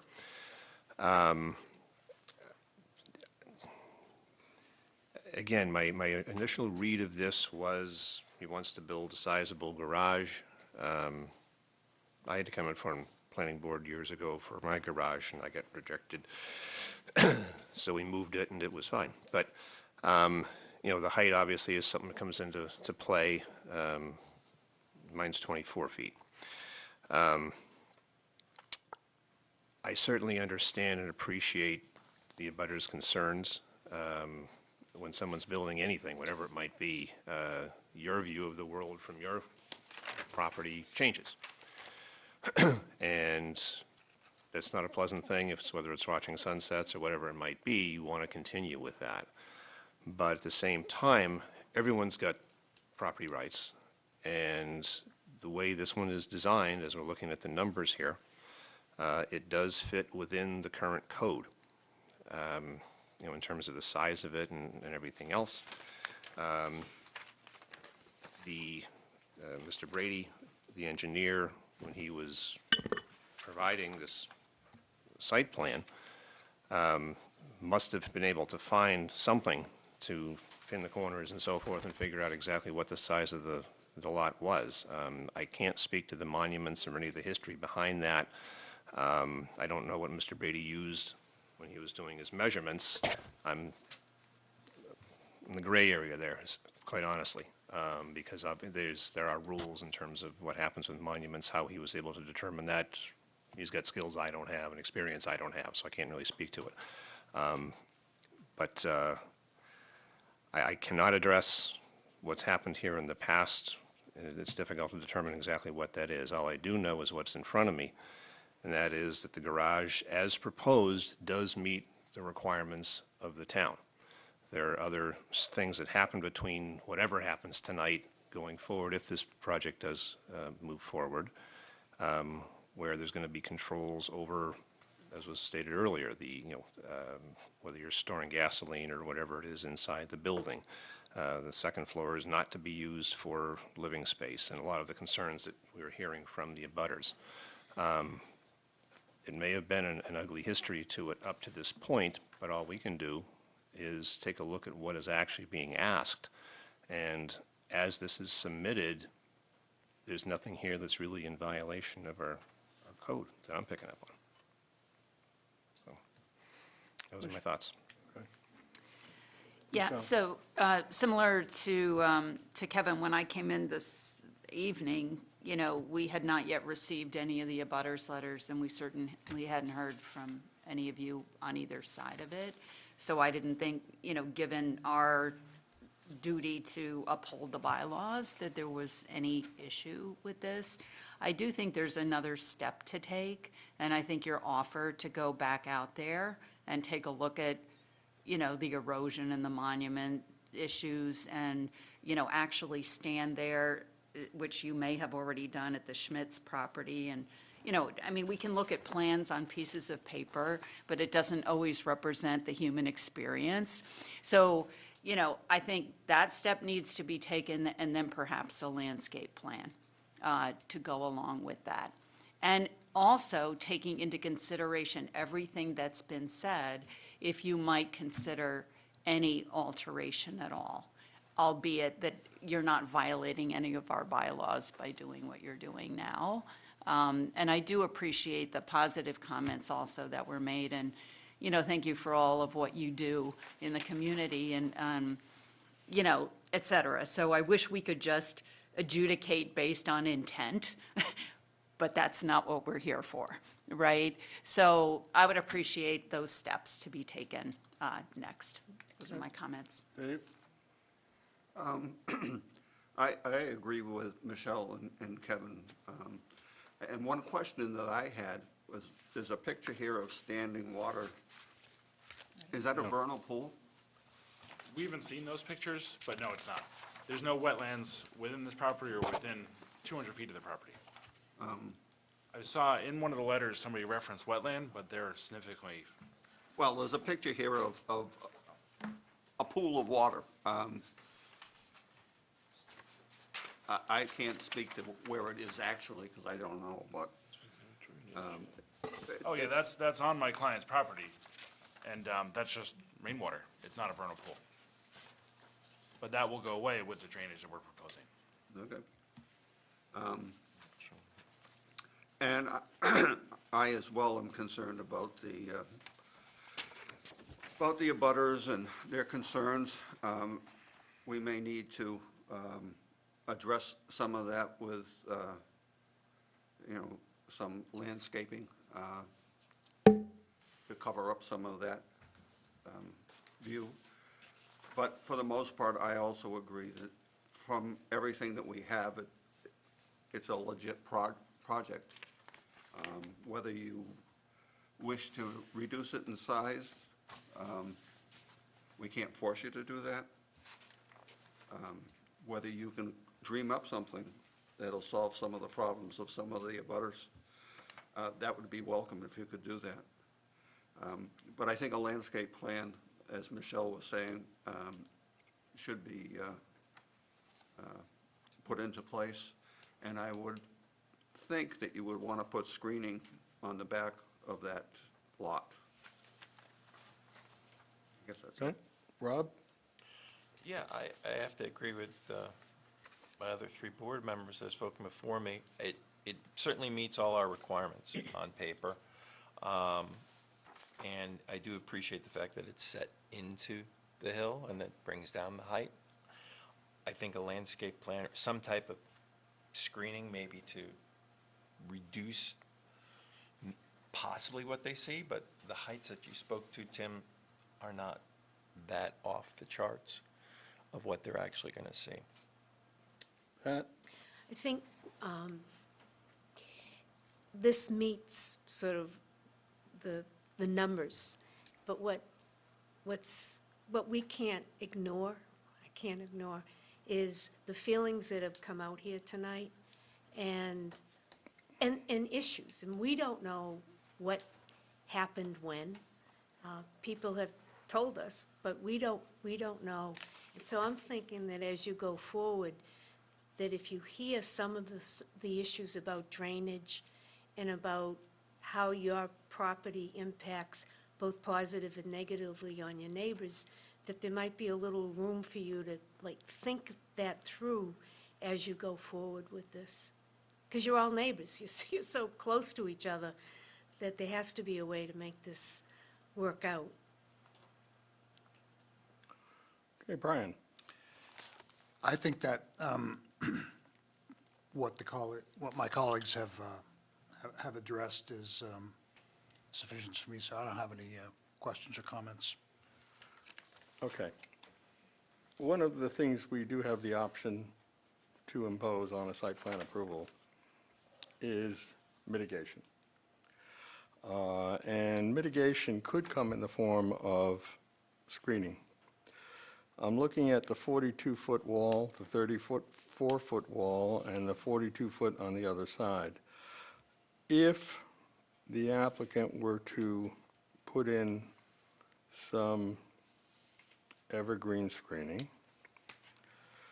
at about 8 foot on center on the 42, on all of it, you would have 1, 2, 3, 4, 5, 6, 7, 7, 8, that's too many, 6, you know, so say 6 and 6 is 12, and then another 4. You'd have, you know, less than 20 trees. The question is the applicant willing to screen this structure from the neighbors by putting in some trees along the west, south, and east walls? Candidly, you have the worst view of this property, of this project, because you're going to be looking at the garage doors. The neighbors are not. So candidly, you wouldn't necessarily have to screen the front of it, because that, and you can't, because you need access to get in there, so you're not going to be able to put trees in front of the doors.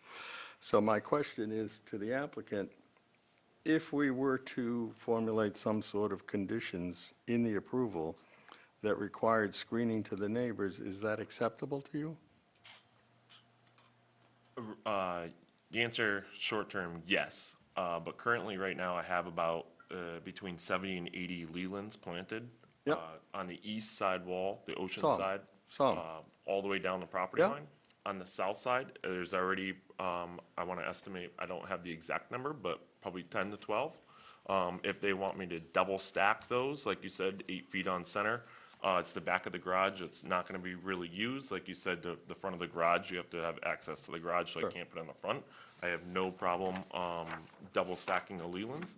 And then on the west side, looking at the property, the right-hand side, yes, continue that down and give screening coverage for the neighbors, absolutely. I have no problem with that. Okay. I think there's plenty of room when you look around the back side of the garage, when you have a 35 foot. Yeah, it's plenty of not an room. issue. It's Now- only an issue if he didn't want to do it. Yeah, and I just want to talk to him on, was he going to use that land or not? If it's going to become just useless area, then let's revert it back to more of a nature wooded area. Right. You know, and also that we may have a little bit of tweaking with the garage, but what did you see here tonight with the people that spoke? You've got a lot of passion for and against. Yeah. And I think at the end, we've got a project that can be approved, but we really need to work on some neighbor relations and what can we do to kind of mend some of those. And we want time to do that and come back to you with.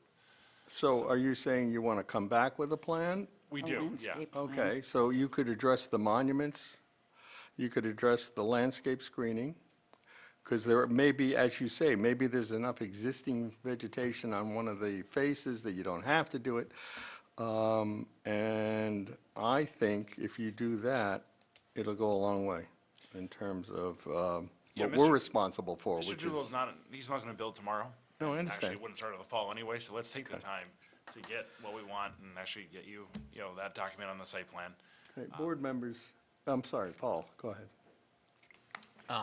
Just to point out that the bylaw states that at least 50% of the new plantings should be native. Obviously, Yeah. the more the better, 100% would Right. be good. But so as you're looking at the landscape plan, the lelands aren't really appropriate or native, so I would just recommend that when you come back, just with a plan and a listing of a mix of natives or a mix of different things. And then I guess to your point, actually, it's an interesting point, if you're not going to really use that back portion, this would be through the board's discretion, but maybe look at not necessarily having a plant, In a row. but Yeah, maybe exactly. stagger it and to get a more naturalized. Yeah. And again, that'll come down to the mix of, and I know Tim has experience with this landscaping stuff, so, just something to consider.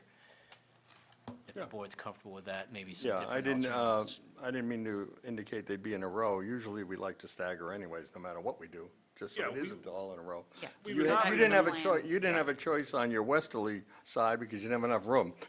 But in the back and in these sides, you do have room. And the walls will be coming out where the garage is, so you could actually landscape the terrace, and there's lots, you got a lot of leeway in there to come back to us and tell us that.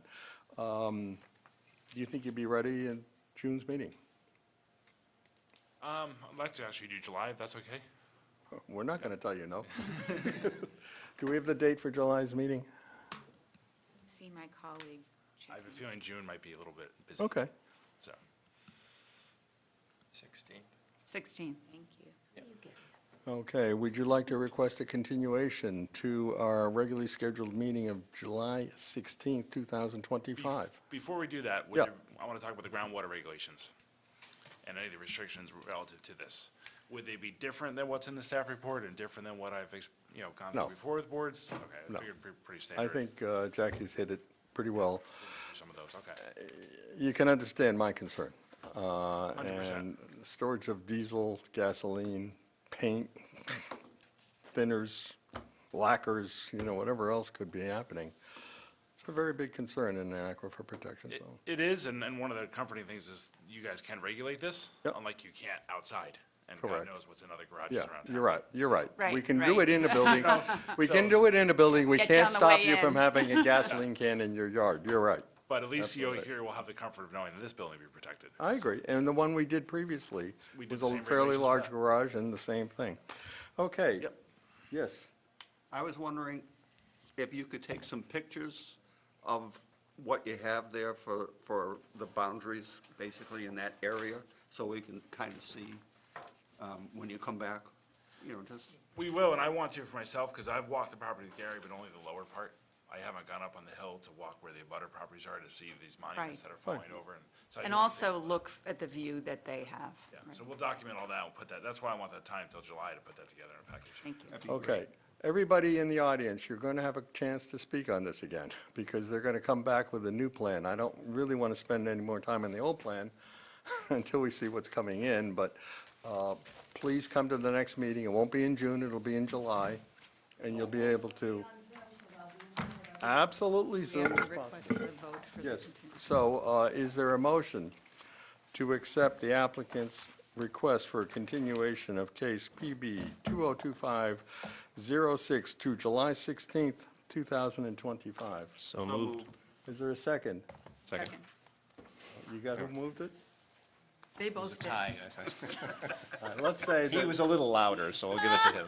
let's say the vice chair, we'll give him something. give The it to vice Dave. chair did it, seconded by Kevin? I'll give it to Kevin. All right.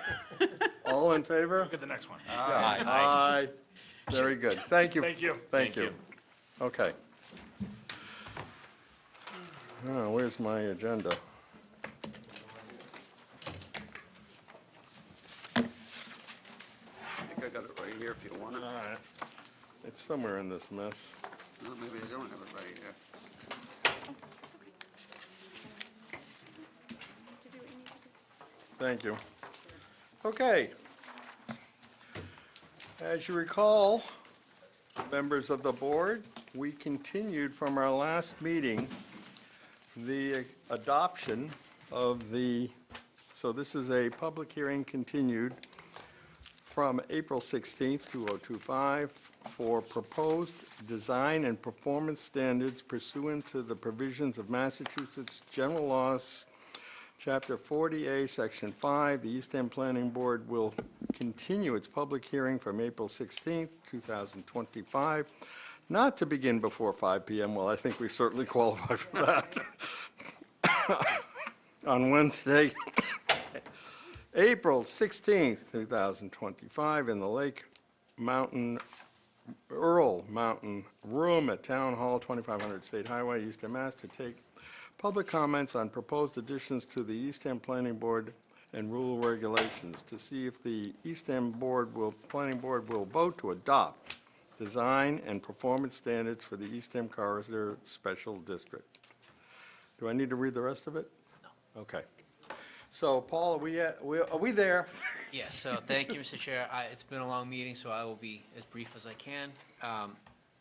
Really, there's not a whole lot to add from the prior session. These regulations are intended to be supplemental to the new zoning bylaw regulations that were just passed at town meeting. However, they do have some teeth to them, so that when someone's proposing something in the ECSD, they need to adhere to the zoning bylaw and also adhere to what the contents of this. So they're meant to work in tandem, but really the intent of the guidelines is to be supplemental to expand on things that we can't really spell out clearly in the bylaw, give examples, add a little more color and definition to what we're trying to get at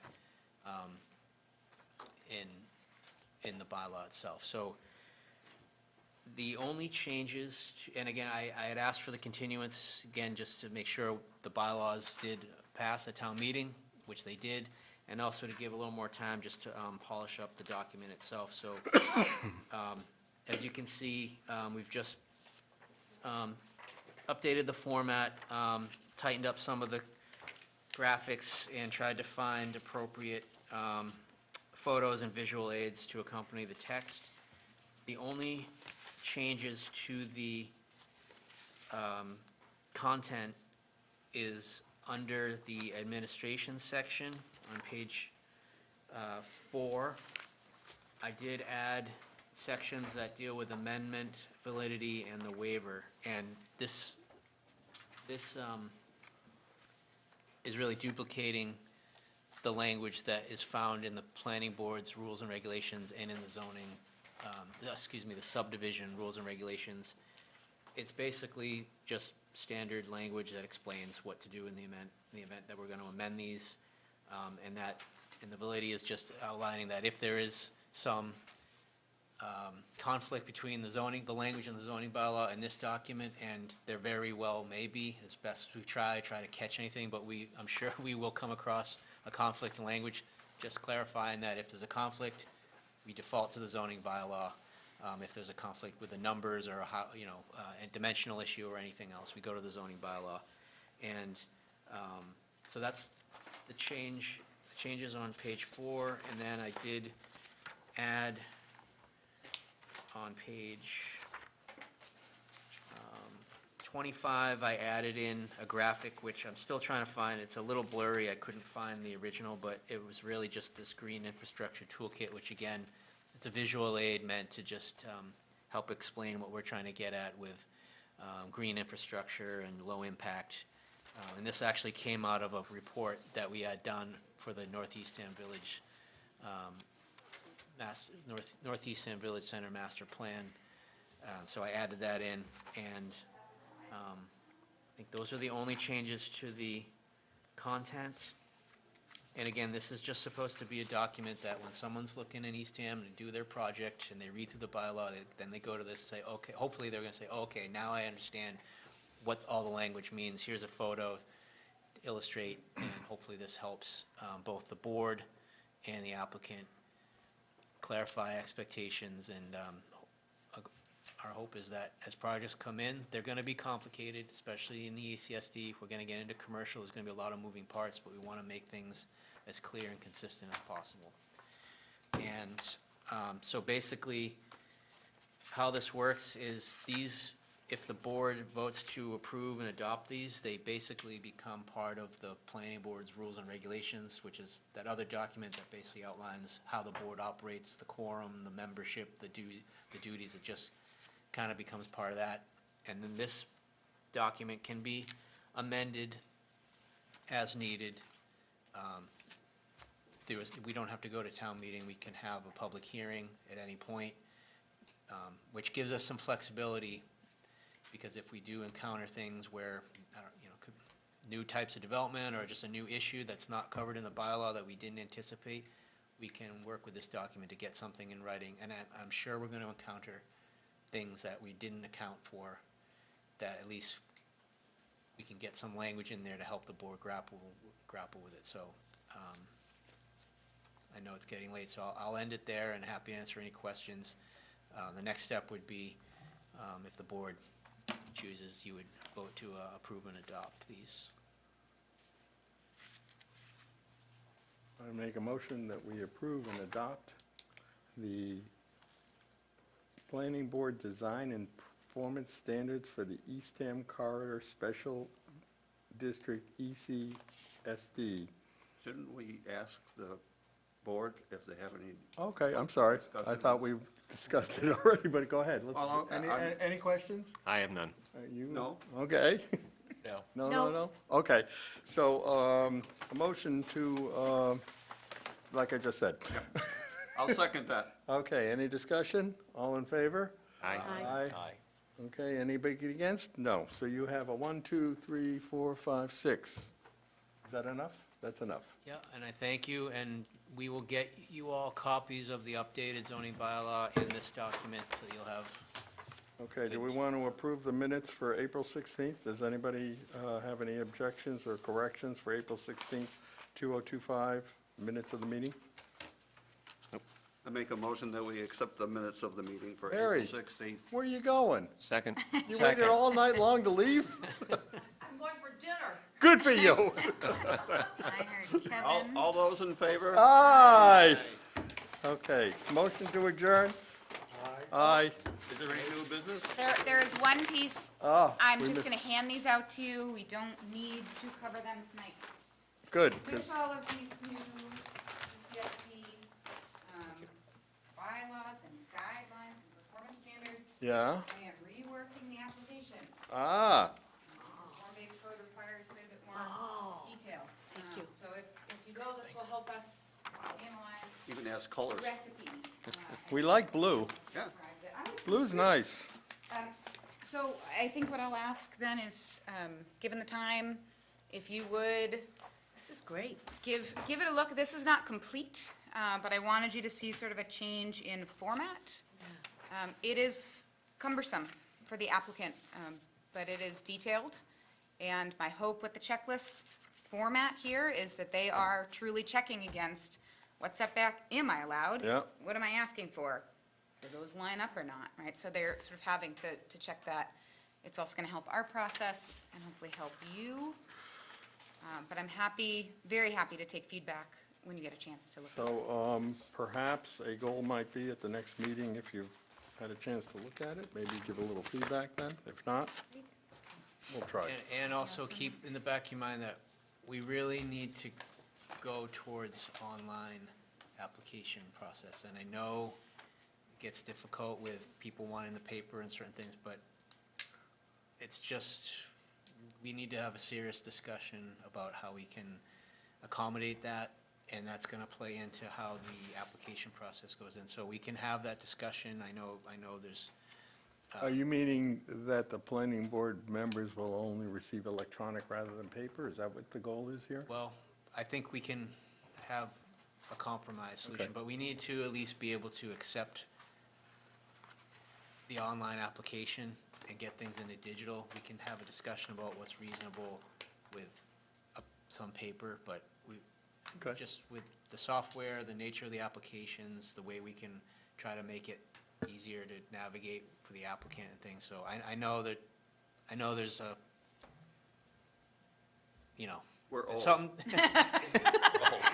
I didn't say that. I was gonna say, sometimes it's good to have the paper in front of you. think there I have but- one thing to say about that. If, I have no problem going online, so long as somebody else provides the iPad or whatever it is. I don't want to provide my computer to do, and just as you provide, just as the institution provides the piece of paper, they also ought to provide the medium for looking at it. So we can talk through that. So I just, nothing immediate, but just as you're looking through this, just kind of consider modernizing a little bit in the process. So I would put it that way. Yeah, why not? So right now, can applicants file online? We are basically, we have everything in, well, we will have it in a fillable PDF, so we're basically asking them to give us an electronic file, but they're also giving us 12 copies of the 12 paper. So we're copies, trying to, I guess that's the discussion, is there a way to reduce the paper? And this goes to the technology. We got to think through, is it iPads or this and that? I understand sometimes it is good to have the paper. So I just want to have a discussion. I just want everyone to kind of prepare your minds for how we might do things a little differently. That's all. Yeah, I'm thinking that if we had your memo in paper and had the plan for me in paper, I don't necessarily need the applicant's information on paper, because you're reviewing the application for us on that very issue. Yeah.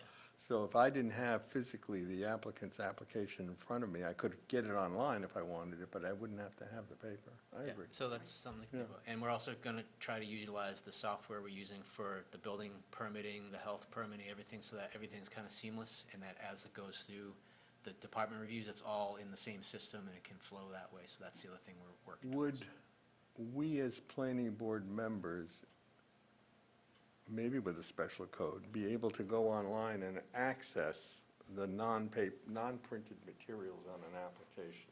Yes. In other words, would that be possible for us to do that?